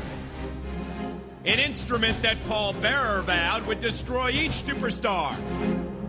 Until the man from the dark side would face his brother one-on-one. But the Undertaker stood steadfast. For I will never fight my own flesh and blood. I will never fight Kane. Kane is daring his brother to fight him. For I will never fight my own flesh and blood. Kane's attacking his brother. Wait a minute, he's going to fight back. The Undertaker's had enough. No. He had a chance, JR, he didn't do it. What must be going through his mind? What must be going through his soul? Undertaker, welcome to your worst nightmare. But in the midst of a nightmare, there was an awakening. Two brothers would reunite and fight together. It appeared as if the Crypt Keeper had lost his vile hold on Kane and the Undertaker's past. And in one glorious moment, two estranged souls became one. Kane apparently is extending his hand in some sort of bond or friendship to his older brother, and Undertaker is returning it. What a moment!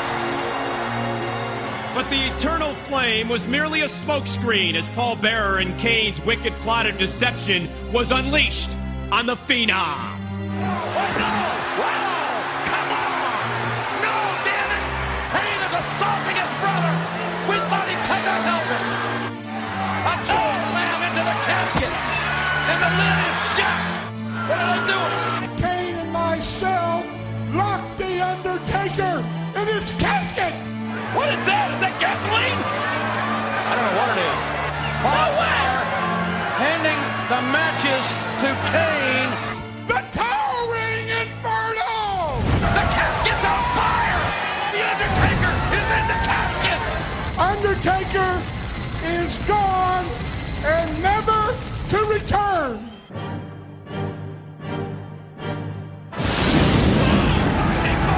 Just hit that coffin!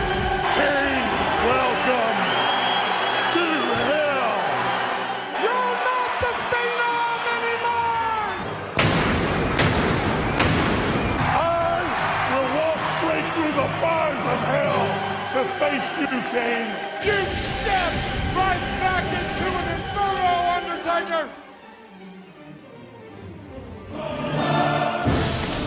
Whoa! Is that the best effort that you could put together? Come on! How do you like that, leeches of the night? Oh, my God, he's on fire! The man's on fire! The human being is on fire! I felt your wrath. Now you're gonna feel mine. The Undertaker's power! That's Kane! That's an effigy of Kane in that casket, and he's burning! Undertaker, you better be a believer! I will strike down upon thee with anger and furious vengeance. You must face your brother! The only thing that you can do now is rest in peace. So, Dan, what have you thought of the build-up to this match? There's a lot to talk about. This all goes back to Paul Bearer back in early 97 saying he had a secret that he held over the Undertaker's head. And the secret would come out one day. The secret was Kane. And the fact that he burned Kane and killed his parents in a fire in a funeral home, leading to Hell in a Cell with Shawn Michaels and Kane coming out here. Bearer realising it was true about it. He then attacked him at the Royal Rumble. They locked him in the casket, set it on fire, opened it up, and the Undertaker wasn't there. No. And then, after a while of speculation, the Undertaker finally appeared, and then it was just kind of like a power-off between these two. Who's got the more power? And then they was playing mind games with each other, electrocuting a poor bloke that was up on the lights and, just setting their own various little fires. And the Undertaker declared that he would not hurt his little brother Kane. Until the Undertaker finally returned. We saw the casket, set the light. He said he walked through the fires of hell to face his brother Kane at WrestleMania. We've seen how destructive Kane has been, laying out Vader with the wrenches. Like I said, Mankind at Survivor Series. And the Undertaker's seeking vengeance here tonight at WrestleMania 14. It's one of the best stories that WWF have told, isn't it, really, if you look back on it? Yeah. Everything in place leading up to this match. But first, Howard Finkel's introducing a very special guest. Pete Rose, yeah. Making his very first WrestleMania appearance. Yeah!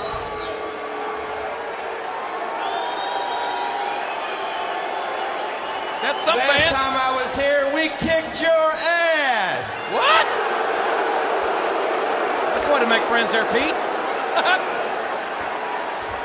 You can't win a World Series! Man!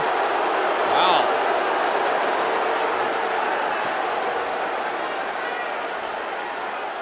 My buddy Bucky Dent says hello!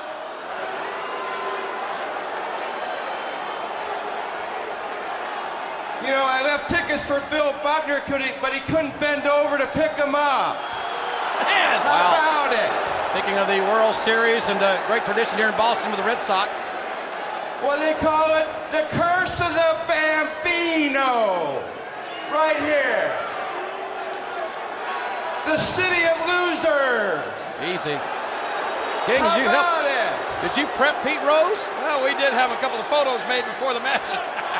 And now, introducing... Oh, yeah, he's got the mic.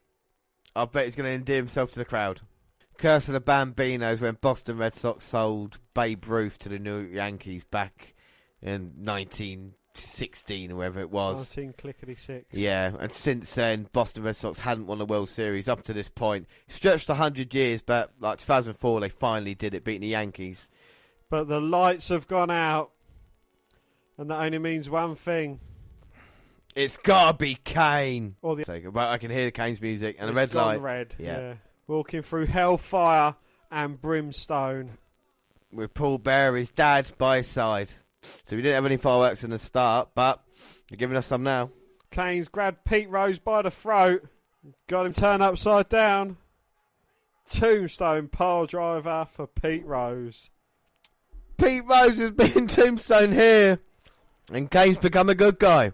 Kane doesn't care if you're a ringside technician, a lighting technician, or a baseball technician in Pete Rose. He is going to tombstone you. So this is the serious business. The lights go out. Here come the dead man. This is a true WrestleMania entrance. Oh no, it's fucking carrying the creatures of the night coming out here, or the druids. And we talk about Kane's power. This is the dead man at his best. This is a pageantry that maybe WCW hasn't got at this moment in time. And listen to the response from the crowd. The Undertaker. The Undertaker 6-0. Look at that. Look at Kane looks intimidating there. Not moving at all. Do you like this kind of Undertaker? With Love his it. big collar. At his best. So much respect in the outfits. He's returning, isn't he? So he's changing it up. Trying different things. I really like the Undertaker outfit that he's got here as well. This is kind of like the Lord of Darkness era of Undertaker, isn't it? This is the beginning of it, yeah. And you will see as 98 carries on, he really turns into it. Watch out for the beard change. But the Undertaker's got power. Well, the Undertaker... He had the power to turn the lights on. But Kane has not moved. We've not seen Kane in any type of contest. Well, even contest would be fair to say. 2 7-foot monsters going at it. Big brother versus little brother. This could be his last Mark Tardis. We just don't know. What's it going to take to put Kane away? Can Kane be put away? Was this the Undertaker's last match? I mean, that look there for the Undertaker is fucking awesome, you know? Stoic look in his eye. And these two big giants face to face. Look at this. Nose off. Look at all the pictures. Look at all the light bulbs. First face-to-face meeting of the Undertaker and Kane. And Undertaker lands the first blow, but Kane unfazed by it. Kane with a big right hand. Undertaker dodging it now. Combination by Taker. Goes for the big boot to the midsection. Now the right hand's backing him up in the corner. Undertaker with a big rights. Intimidating the referee just by staring at him. Undertaker running in towards Kane, but Kane turning a big back elbow, throwing Undertaker into the corner. We've never seen the Undertaker get manhandled like this. Not at all, but Undertaker using his speed, another unknown against Kane, now backing up the corner, like I say, with the Giants. He's had to turn the speed up. You say Kane's a little bit bigger. We don't know who's more powerful. Irish whip reversal by Kane, though, but Kane runs into a big boot. And now the Undertaker turns the arm. Ooh. But clothesline by Kane knocks Taker down. Who sits straight back up immediately and goes back to work on his little brother. Who is not having really any effect to the punches. It is reminiscent of an early Undertaker when he first debuted. Kane reversing the Irish whip now. Undertaker ducking it. Getting caught by Kane. And what's Kane going to try to do? I thought maybe a tombstone. But now he's trying to get him in a trio woe. Oh. Undertaker gone dead weight. Now he's just kicking away at his midsection. And this is the assault. Well, if you think about it, the only person that might know reversal or different reversals for the tombstone is the Undertaker, who's now getting choked by Kane. But both these men, though, you know, they're so similar in move sets. I think the Undertaker's got a bit more to his repertoire, though. But Kane, you know, both of them, the finishing moves are the tombstone pile driver and the choke slams. And exactly, we've seen with the chokes as well by Kane. He is what the Undertaker was 7 years ago. So just imagine, would that Undertaker beat this Undertaker? And with Kane, he might be even stronger. We've seen his powers as he Irish whipping the Undertaker like a small child. Oh, now a big clothesline to the dead man. Sends it down now, knees in the corner. Paul Bearer at ringside, screaming on. You're going to get yours, dead man. Kane suplexes the Undertaker on the top rope. Undertaker's being hung up to dry. Kane going up to the top. Springboards his way off with a big clubbing blow to the back of the head of the Undertaker. Very impressive there by Kane. Taker back up onto one knee, taking a bit of a breather. Now Kane bringing the Undertaker in. Big uppercut. Oh, the Undertaker trying to cover up with Kane. But whereas the Undertaker's blows to Kane didn't have any effect, these seem to be devastating to the dead man. And now Kane choking the Undertaker. And I think the fans are stunned by... Kane's dominance. Indeed, yes. You know, Undertaker's hardly got any offence. He started out of the gates early. But since Kane put the brakes on him, it's all been Kane. And now the Undertaker dodges a clothesline. Oh! Look, he's on Kane's shoulders. Oh! God, that nearly went terribly wrong. Yep. But Kane with a face buster on Undertaker. And what a huge moment this must be for Kane, a.k.a. Glenn Jacobs, you know. You talk about what they were doing a couple of years ago. The Undertaker, of course, WrestleMania 12, beating Diesel. But Kane was Glenn Jacobs at this time, just was Isaac Yankem, you know, fake Diesel. And we see how it turned out. So to have faith in him to be given this match and to make it work, we talk about Mark Calloway over the time, but credit to Kane, who's now got Undertaker on the outside. I think Kane's career sometimes gets overshadowed, you know. Yeah, the Undertaker gave him the opportunity with the Kane character, but he still lasted 20 years himself, you know. Indeed, yes. Well, 20 years plus, 21 years. He's still answering for his brother. He is indeed, yes. And, you know, he was in a main event at a pay-per-view at the Royal Rumble. Yeah, he was in January, so he's still going. And now Kane's got the stairs as Bearers for distracting referee. Smashes the stairs into the back of the Undertaker. The Undertaker get dominated. Here comes Kane with the stairs again. Oh!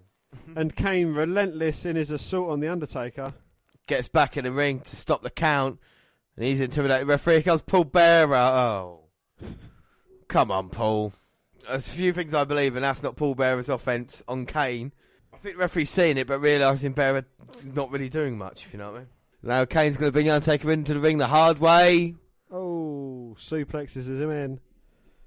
And the Undertaker not immediately sitting up as he normally would do.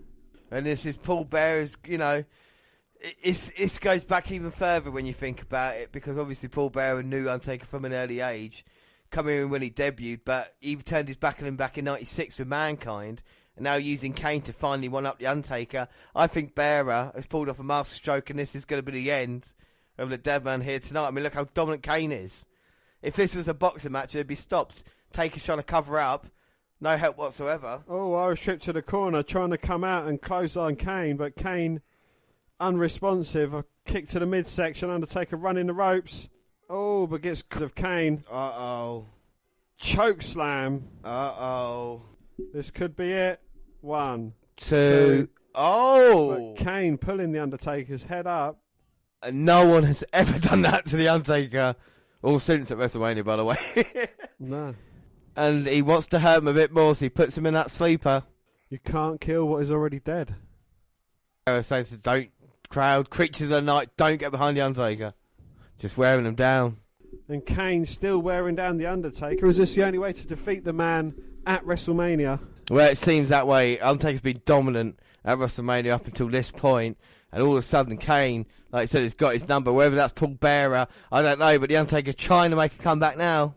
Punches on the knees, but as soon as he gets to his feet... Yeah, as soon as he starts mounting an offense, Kane shuts it down almost immediately. And I think even King saying that Undertaker's no match for Kane. It'd be hard to argue that. Another elbow by Kane. And even JR saying no one's been as dominant against the Undertaker as tonight.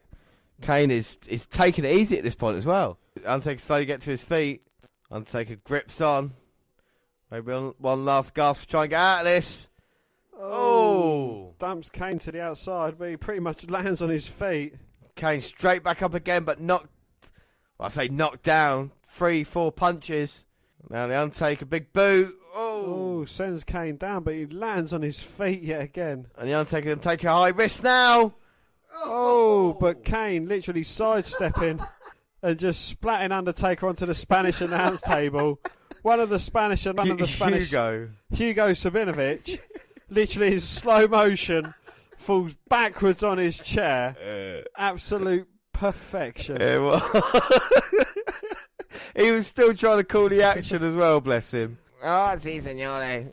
And the Undertaker down. Tito Santana down. Still trying to read off his script. It's Kane. The Undertaker comes across. We'll see a replay of the action here. Undertaker's up. Bang. Tito. Gets sent into that announce table. Let's have a look one more time. Undertaker, bang.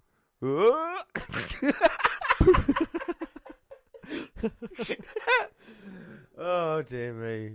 Kane throws the Undertaker in. Kane going to the top, a la Undertaker. Not Alan Undertaker. A la. Hola, Undertaker. No, not a la. Kane to the top, Undertaker up. Patch on the top.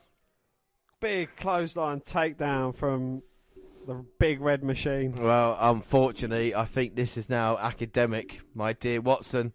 Kane's going for the cover. Oh. The Undertaker managing to kick out. Somehow the dead man's in this, but having to use the ropes to get up. And now Undertaker covering up again. As Kane works away with the big lefts and rights. If the Undertaker thinks he's going to wear down Kane, I think he's mistaken because Kane's just picking his shots now. Well, Kane, he's younger, he's more hungry. He's probably not as dead as the Undertaker. No, exactly. He's only burnt. I was burnt on my tongue. And now both been exchanging blows. The Undertaker's not really having much impact, but he's trying. And he backed up Kane for a second. But you can see the amount of power the Undertaker's having to put in. Undertaker dodges Kane's clothesline. Looking for the tombstone. But Kane with the backslide. Oh my God. Reversing. Kane, great power. Dropping the Undertaker on his head. Great responsibility. Going for the cover. Oh, but the Undertaker managing to kick out. And he is still in it. Kane cannot believe it. He's going to finish him off now. Kane not believe it. Kane not believe it. Throws him in the corner. And now this is bad. Referee might have to step in a minute. This is an assault. But Undertaker blocking it. Well, he's going to have to give it everything that he's got in his inventory. And the Undertaker now, finally, Kane seems to be rocking a little bit. He takes him down with a big clothesline. But Undertaker has expelled nearly all of his energy. Kane up almost immediately and back on the offense. Well, now he's grabbing Kane by the throat. Kane the big ride. And there we go, choke slam, and Paul Bearer's not happy. He's saying, damn you, dead man. Damn you, dead man. And now it's time for the tombstone. Undertaker signalled for the end.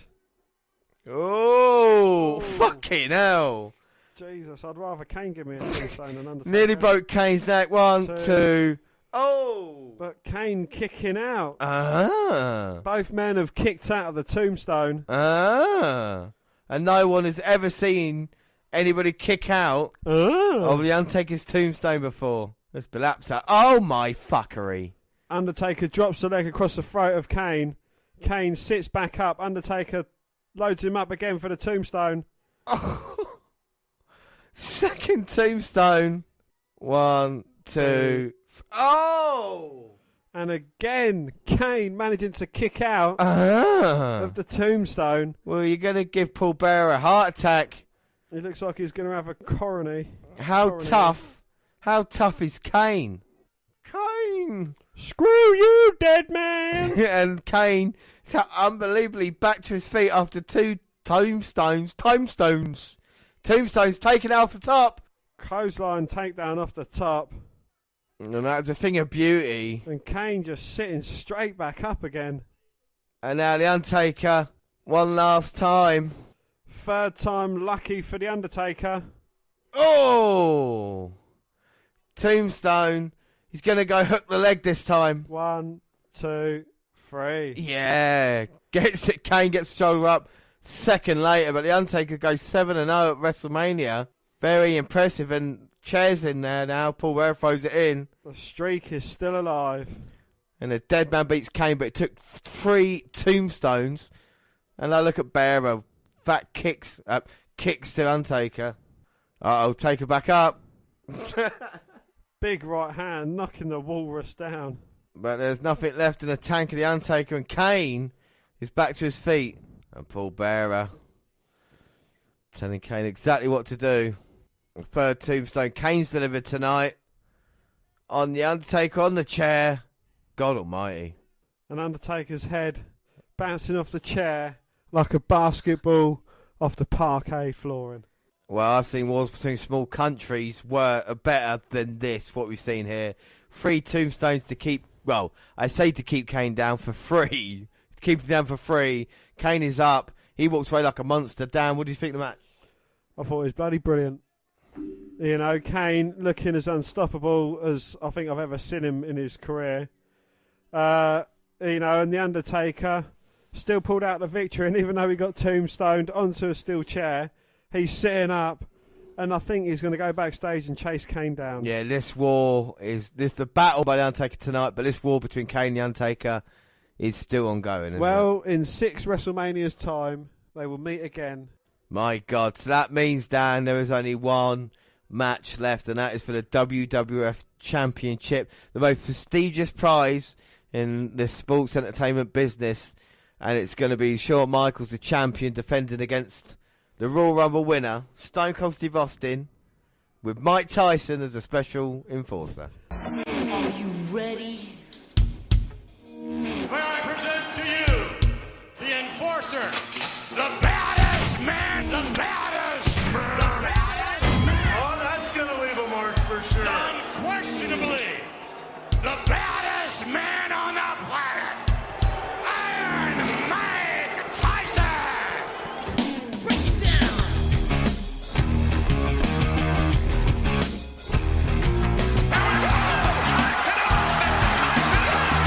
I'm not gonna take that from Steve Austin or anybody. That's what it's all about, is respect, and indeed respect it will be. I am calling your ass out. You wanna do it? Let's do it right now. Wait a minute. Good God! Don't tell me that Mike Tyson has joined. You think you can tell me what to do? Can you be a fair, impartial enforcer? Know who you're talking to? Fair, you better get with the program, man. But you better get used to the way the ball bounces. I see what you got. It measures in ounces. But that's a brace, boy. Yeah, that's a brace, little man. Break it down. What's gonna happen if Stone Cold gets in your way? I'm gonna knock him out. Who will come out champion? Do a heartbreak. You're a big man. Treat you like you're a little man.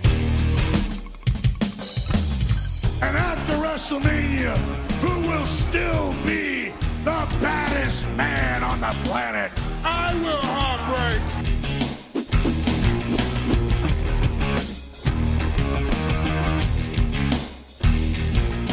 WrestleMania 14, baby. Where are you going to go after such a big event? What's next? WrestleMania 15.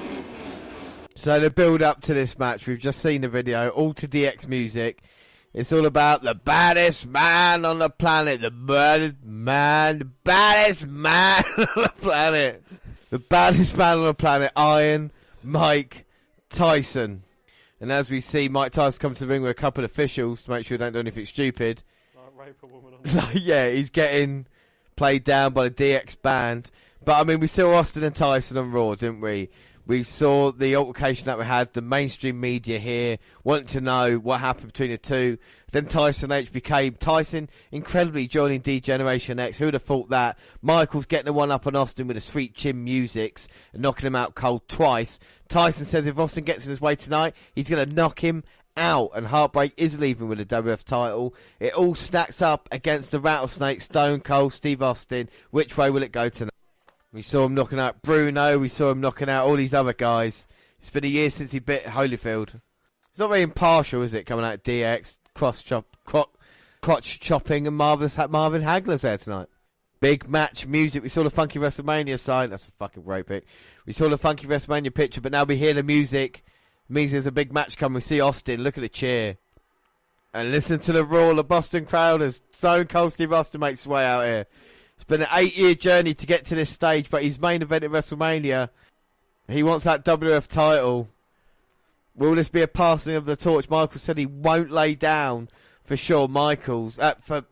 Michaels said he won't lay down for Steve Austin, and there's been genuine backstage stuff going on, Dan. You know, we hear the stories. You know, sometimes you think, oh, it's just a normal thing, you know, like Michaels is just saying this on screen, but of course we knew with Bret Hart at the end of last year, and it got so bad. You got a little fact for us there, haven't you, Dan?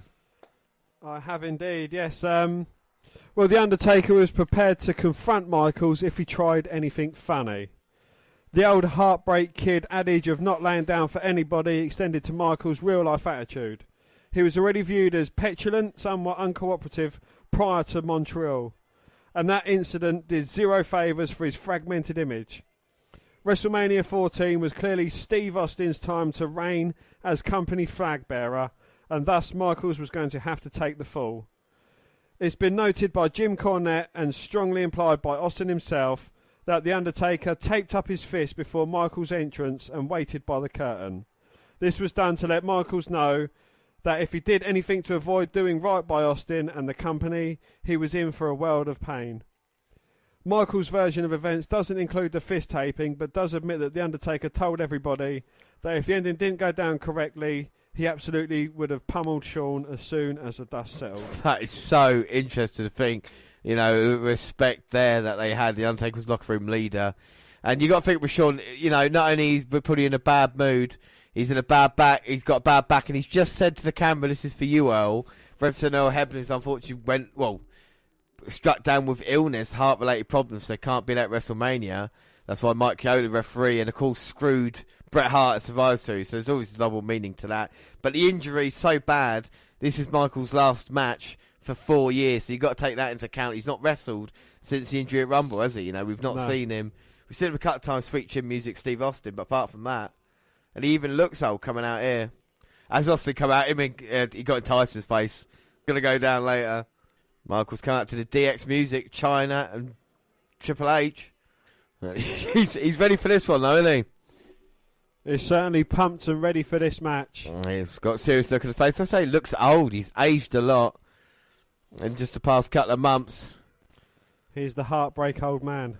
Yeah, but he's the icon that can still go. Mr. WrestleMania, the chauffeur. The main event. And it is the main event. The passing of the torch, the real, true start of the Attitude Era. He's taking it all in, isn't he? You can see in his face. High fives all round from Iron Mike to Shawn Michaels.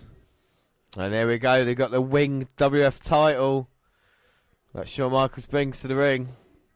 JR just, you know, building up. I don't want to say building up, just stating the accomplishments of Shawn Michaels. You know, 3-time WF champion, Intercontinental champion, European, tag team, Royal Rumble winner, of course. This is not his first rodeo when it comes to WrestleMania. Incredibly, this is Stone Cold Steve Austin's first main event at WrestleMania. For Michaels, you know, he's been there before. 2 years ago, he was headlining WrestleMania whilst Austin was fighting Savage Vega. He was having a 60-minute Iron Man match with Bret the Hitman Hart. And Tyson was knocking out Frank Bruno. Mike Tyson tapping Austin's boot as he walked past there. Is he trying to entice the rattlesnake, trying to distract him? Well, any means necessary. Michaels wants to walk out here as WWF champion. The crowd are on the edge of their seat. And the odds are certainly stacked in Michaels' favour. I mean, you know, the special enforcer to make sure nothing funny goes down is well on the side of DX. He's got his 2 DX team members as well. Right, exactly. And Michaels looks confident as we start. Uh-oh. Austin tells Michaels he is number 1. We'll call it an elbow tie-up, and Michaels' right hand there. Well, he's been learning some moves off of Mike Tyson, I believe. He's going to bite Austin's ear. Well, you would think Michaels definitely got the speed advantage in this match. People don't know, you know, if we discount the back injury, Michaels saying, yeah, I can beat you to the punch. Austin chasing down Michaels, who runs out of the ring. Slides back in, trying to outmaneuver Austin. Oh! Gets caught with a clubbing blow to the face, though. And this is it. Austin finally gets his hands on the degenerate. Throws him from corner to corner. And now he's grabbing Michaels' trunks. Oh, my God. Exposing Shawn Michaels' rear end. It's a full moon tonight. Doing a perfect Kurt Hennig trick of tripping up and down. And Michaels again. Oh! Backside still exposed. Falls onto Triple H. Well, you said DX would be a factor, and they were there managing to catch Shawn. Managed to pull his trunks up. Oh, and Triple H from behind. Come on, ref. This can't be allowed. Oh, my God. Bouncing Austin head first off the barricade. And Mike Chioda out there. Trying to sort stuff out. Trying to sort things out. Getting in Triple H's face. Fair play to him. Oh. Triple H looked set to punch Mike Tyson. And Mike was like, look, try it. Well, he was backing off and didn't see who he bumped into. So, obviously, you know, raised the fist. And unfortunately, when it is Mike Tyson. But luckily for Triple H at this time, referee just kicked him out of here.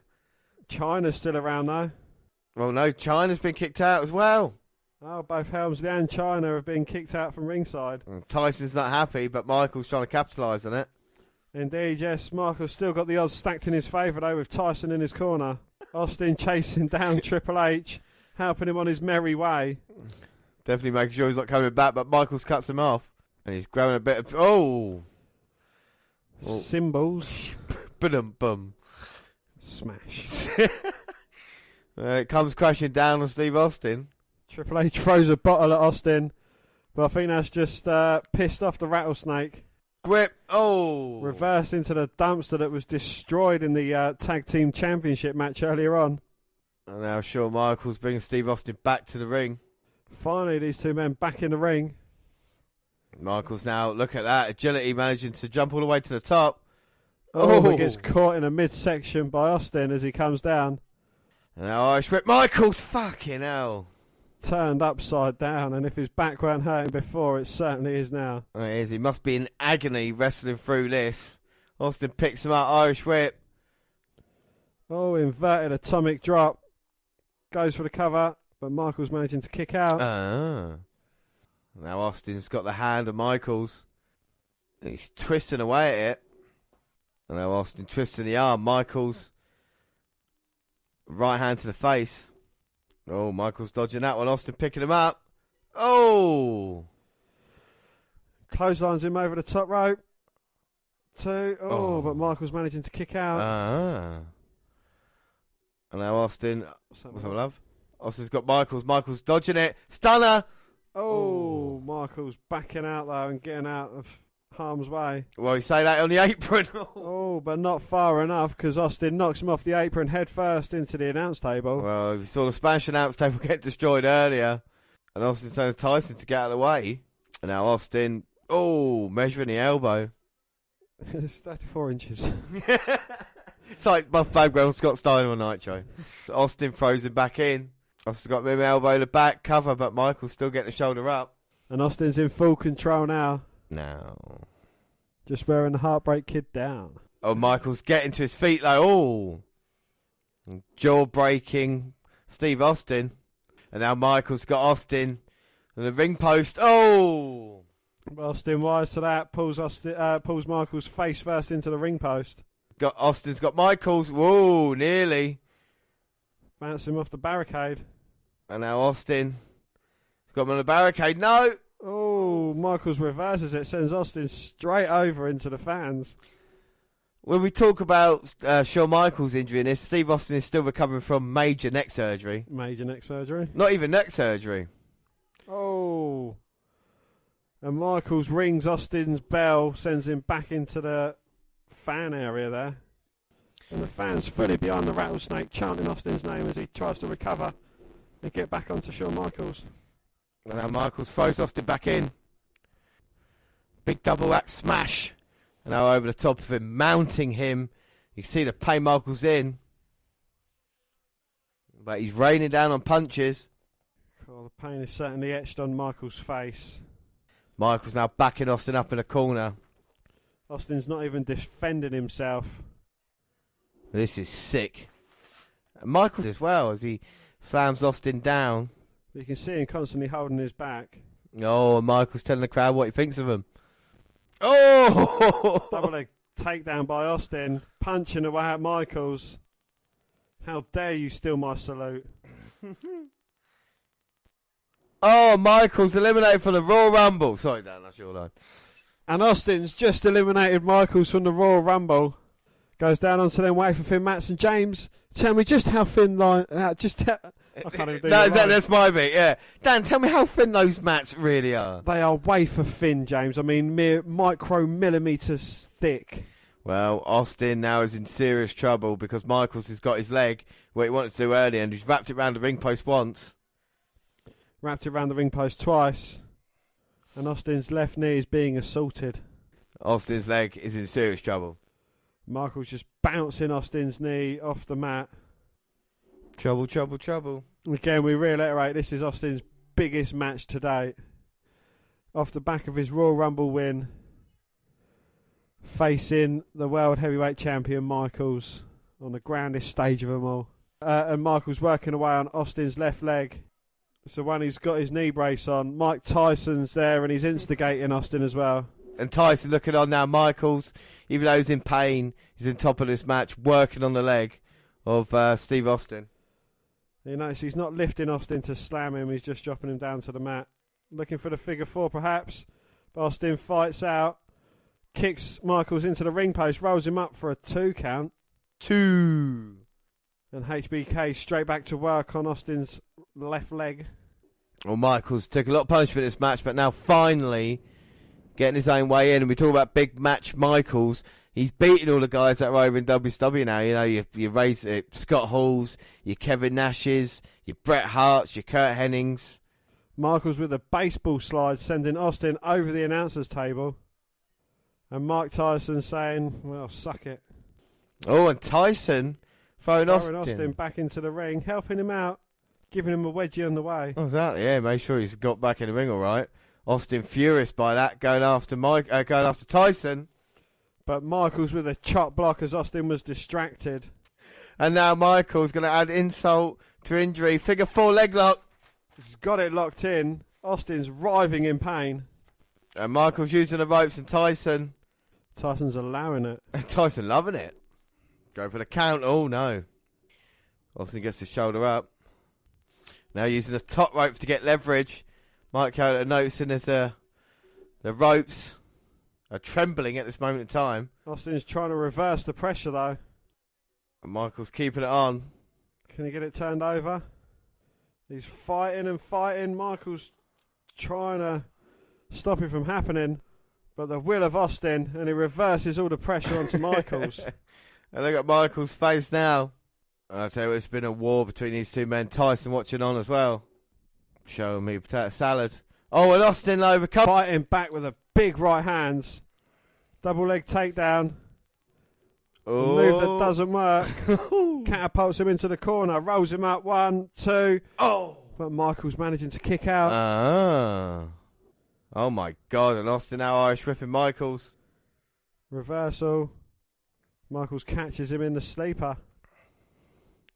And he's trying to stop the momentum of Steve Austin. And he does successfully. And oh my God, getting out of it, backed up in the corner, but Mike Coyote's right there. And he's knocked to his feet. He's knocked out. Put him out. Oh! Sends Michaels face first into the turnbuckle. Big right hand. Big right hands. Oh, and Michaels down, but back up again. Gets thrown into the turnbuckle. Oh, bumps his way off the top turnbuckle. Second time he gets thrown into it. Michael said, I don't want to do that again. Just stomp a mud hole and walk it dry. There's no official, so surely... Don't call me Shirley. The special enforcer Mike Tyson might have to get involved, but Austin Irish ripping Michaels at this moment in time. High back body drop. JR's voice goes out. I love that moment and the back body drop. I mean, I know we're great commentators, Dan, but I don't think we can match JR's call at the end of this. Michaels dodges a clothesline. Oh. Catches Austin with that flying forearm. Well, which way is this going to go?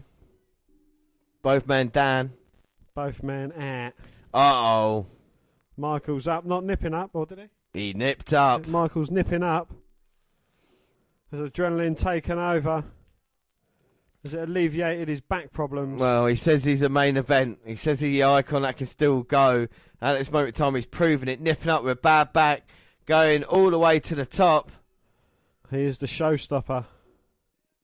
Oh, beautiful elbow by Shawn Michaels. Hits its mark. And now what's after the elbow? This is the end. He's got to tune up the band. There's no referee, but he doesn't care. He wants to finish the job now. With a little sweet chin music. And Austin would feel the taste of sweet chin music. There we go, sweet. Oh, I love this bit. Sweet chin music. Tune up the band. Don't you fucking do that, you can't. Austin dodged it. Go for the stunner. Oh, Michaels counters a stunner. Looks for the sweet chin music. Blocked. Stunner. Goes for it. Tyson's in. 1, 2, 3. Steve Austin champion. And Mike Tyson counted the fall. Let's see how JR would have called it. Hang on a minute. Austin ducked it. Austin going for the stunner, and Michaels counted. Michaels going for another kick. Austin, he got it. The stunner. Mike Tyson in. Austin is the champion. Stone Cold. Stone Cold. Stone Cold. Wait a minute. Tyson a double cross the end. It's a double cross. Free Stone Cold. Stone Cold. Stone Cold. Tyson raises the arm on Stone Cold. And what a moment that is. He's talking about a passing of the torch. He's going to get... fucking bell. He's going to get... He wants to be WWF champion. 8 years it took him, but he's here. And the fans absolutely love it. But Dan, what are you thinking of that? It's fantastic, isn't it? I thought it was a bloody brilliant match between the two.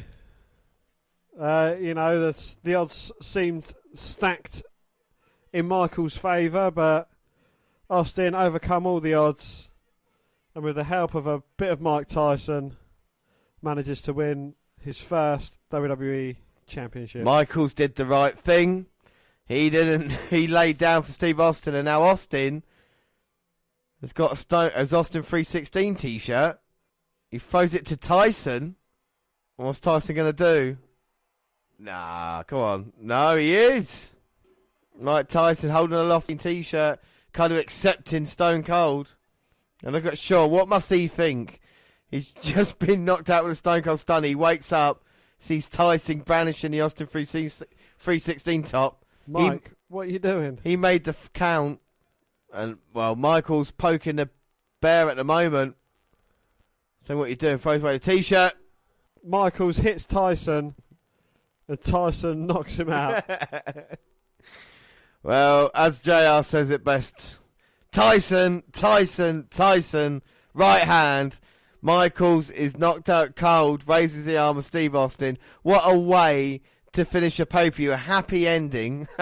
Even though, it might be predictable, it's still what's best for business. Most definitely. And look at the tape, celebration start. The Attitude Era has begun. Mike Tyson laying the Austin shirt over Michael's face. Brilliant stuff here at WrestleMania 14. Absolutely brilliant pay-per-view from start to finish. Look at Tyson now. He's gone from crotch chopping to put his finger up at everybody. Stone cold, baby. Cold, baby. All right, Dan, we talk about the card. Let's just run through it quickly, and we'll give our match ratings. So, first up, the Tag Battle Royal featuring every single tag team in the history of wrestling. Featuring LOD 2000 and many others. Feels quite a long while ago now, but I quite enjoyed it. I thought it was quite fun, the LOD winning. I gave that a 3.5 out of 5 to start the show off. I also gave that a 3.5 out of 5. What were your thoughts on the match? It was interesting. LOD coming back with their new look, with their new manager. And, you know, there was a fair few teams in it. You would have thought that the Nation, because they had 4 men in it, or the Los Barricos, because they also had 4 men in it. But, you know, I think it was a bit all over the place. But, you know, it certainly builds up, and it makes use of a lot of tag teams as well. Yeah. So both same rating. Attacker versus Aguilar, thoughts and score? I thought that was a bloody good match, actually. You know, I think they said to him backstage, look, just put in a load of high spots, suicide dives, jumping off the top rope, do what you can, just try and impress the fans. The fans kind of sat on their hands during that match, but I actually thought it was a bloody good match. And I gave that a 4 out of 5. It's almost like you're reading minds, because I thought it was exactly the same. 4 out of 5 for me.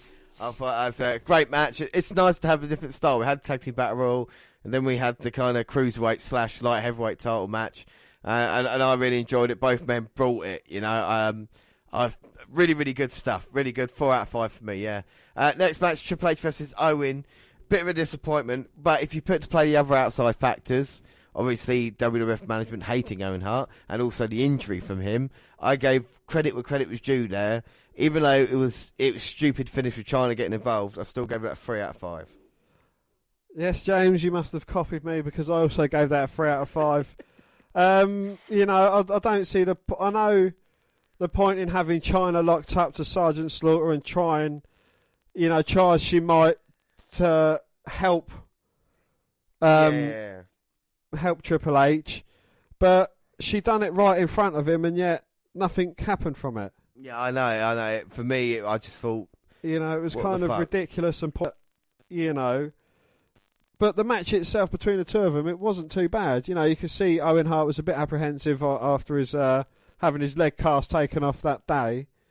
But, no, you know, it wasn't a terrible match. No, it wasn't a terrible match. Speaking of not a terrible match, next was Mero Sable versus Luna and Goldust. You know, again, better than expected. I wasn't sure what we were going to get, and I quite enjoyed it, Dan. Yeah, well, reading between the lines, you know, Sable, she's pretty much untrained. Luna Vachon, she's been around for a while. You know, she's wrestling is in her veins. You know, she's been around for a bit. And, you know, most of this score is going to go towards Luna Vachon, and I'm going to give that a 3.5 out of 5. Yeah, I gave that a 3.5 out of 5 as well. It's exactly the same as you said. And Sable looked good, and it was because of Luna and Goldo that she did come across, and it was a success. Just imagine like a Kelly type-esque match. But exactly. You know what I mean? And then it's like Kelly going against Bailey, and Bailey making Kelly look good. Yeah, yeah, exactly. Because other than that, it's it could have been a complete disaster, darling. Speaking of disasters, or the finish, Rock versus Shamrock. Couple of points for me. For me, it's too short, and obviously a naff finish. But again, I like the personalities involved, and I like the story I've pointed in the match. But I still gave it a 3 out of 5. I was looking at the bigger picture in this match, and you know, you've obviously got The Rock, and he was going against Ken Shamrock. Ken Shamrock's being billed as the most dangerous man on the planet. And you know, that chair shot that he took, and he still managed to kick out. And you know, you can see the cracks within the Nation. So I gave that a 3.5 out of 5, especially the way Ken Shamrock snapped after it. Yeah. And he just looked completely fucking crazy. For me, if it was 5 minutes longer and had that finish, I would have given it 3.5. But it felt like they were trying to move on from it. Next match was, of course, Cactus and Charlie versus New Age Outlaws in a dumpster match for the tag team titles. What are your thoughts? The match was absolutely fucking crazy. Yeah. You know, Cactus Jack and Chainsaw Charlie taking majority of the bumps. Billy Gunn taking that crazy one off the top of the ladder, that powerbomb into the fucking dumpster. And the ending, you know, it was a bit of fun, you know, from the more serious matches we've had. Yeah, and I thoroughly enjoyed it, and I gave that a 3.5 out of 5. I thought it was even better than that. I gave it a 4 out of 5 just because of the kind of randomness of it. And I enjoyed having a break from, let's say, serious single action. 4 out of 5. Next, after Taker and Kane, the semi-main event, a fantastically told story, wasn't it? You know, most definitely. Yeah, you know, it's been nearly a year's build up for this story. You know, from Paul Bearer saying he's got a secret to Kane finally showing up at Survivor Series, to, you know, the goings on them two not quite meeting in the ring, but, you know, they've been going off against each other with their powers, and, you know, it's one of them ones. What is Kane going to get the push because he's kind of like the new Undertaker? Is the old dog still going to be in charge of his yard? And, you know, it was a very intense match between the two. Yeah, no, I really, really enjoyed it. The fact, like I say, Kane, it took 3 tombstones to keep him down. But when you think of a big man versus big man, that's the kind of shit you want. Big power moves, big finishers, lots of kickouts, you know. So I gave it a 4.5 out of 5. I thought it really, like I said, the payoff for like the Sable match earlier, the payoff for the feud or the story, WrestleMania enhanced it, and the match meant more for it as well, and it actually delivered in the ring. Dan, what was your rating? Well, I gave that one step further because it made both men look unstoppable and unbeatable, and I gave that a 5 out of 5. Fucking hell, fair play to you. All right, so then moving on to the main event, Austin versus Michaels. We've seen this; it had so much hype to live up to, and I think it delivered. I think another match delivered on the card. Definitely. You know, all the build up to it, having Mike Tyson there. You know, I'm not sure what happened with the switch in him. You know, it kind of, was he on Austin's side all along? You know, did he finally realise that, you know, I'm not too keen on DX? I think they're a bit too cocky. You know, what kind of was his motivation behind counting Austin for the 3? He could have punched Austin in the face and gave Shawn Michaels the victory just as easily. But we don't know Michaels' behaviour the past 3 weeks since Tyson had become a member of DX, you know, and maybe management was saying to him, you need to back Austin in this one. Tyson went on to, well, you know, from this, and he fucked up his boxing career, but not talking about that. To what he did in the match, knocking Michaels out and making a count. Yeah, he came across as good, but Austin came across as a true star, getting accepted by Mike Tyson, you know, and everybody in the arena leaving happy. What was your rating for that one? I gave that one a 4.5 out of 5. Right, but that for me is my match of the night, so I gave it a 5 out of 5. When you consider Michael's back injury and Austin, like we say, not being the greatest wrestler, the two I think gelled really well, and the end sequence of that, I could watch that last 30 seconds anywhere. Sweet chin, turn to stunner, reversed. Switch again, reverse, stunner, bang, referee counts. Stone cold. Yeah, I fucking love that. You know, that's why it's one of my picks, WrestleMania moments and matches, that there. Because it's one of those that will get remembered, and when we look back at video packages 20 years later, that's one of the things we still see, you know, with Austin becoming champion, and that's why it's important and it matters. But what's your overall rating of the whole pay-per-view? We've got our match of the night, so obviously yours is Taker Kane, mine's Austin Michaels. I think for the variation of it, because you had a little bit of everything. No, because you had the variation of it, you had a bit of everything. You know, you had LOD returning after a few months off. You had, you know, the light heavyweights. You had the crazy dumpster match. You had like the IC title. You saw the cracks in the nation. You know, just with every single thing thrown into that, I'm going to give it a 9 out of 10. 9 out of 10, yeah. Fair. That's a fair rating. I thought about giving it a 9, but then I thought, well, with the rest of, if you class it in WrestleMania history, On its own, when you watch it, it's a great WrestleMania, I feel, you know, and it deserves a high ranking. The only thing missing for me is, even though I gave, obviously, Tyson...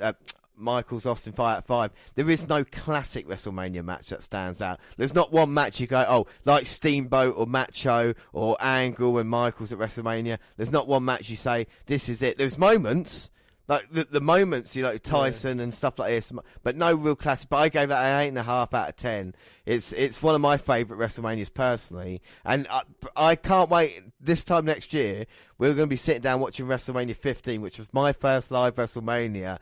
And it's completely different to this show, and it's just saying this is what we're going to do every year with WrestleMania. Well, at this moment through the Attitude Era, like I said, and it was fun. And not many pay-per-views are fun anymore, you know. Like I said, bit of everything, and it just had a laugh. So that's it, Dan. Final thoughts on WrestleMania 14? No, you know, it was a bloody good WrestleMania.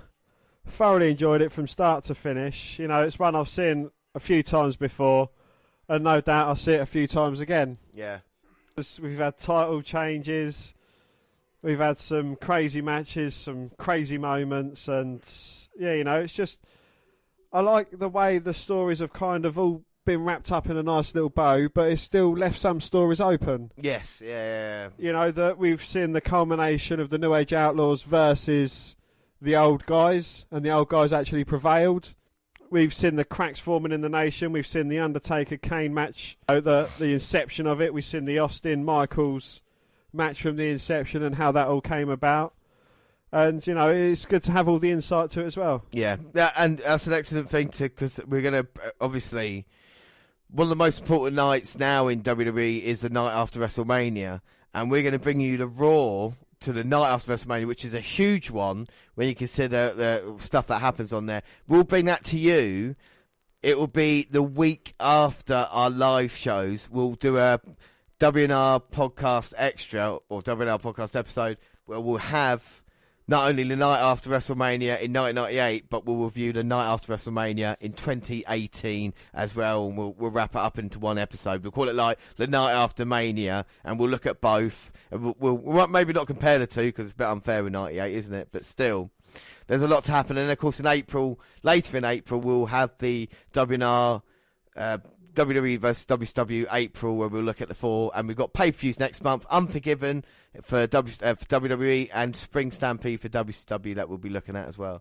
But that is it for this show. We're just going to run through the schedule quickly. On the 31st on Saturday, it's a WNR149, and it is my pick of WrestleManias. Sunday, WNR150, top 50 factions. We're going to add 5 tag teams to our tag team list to make it a top 20 tag team.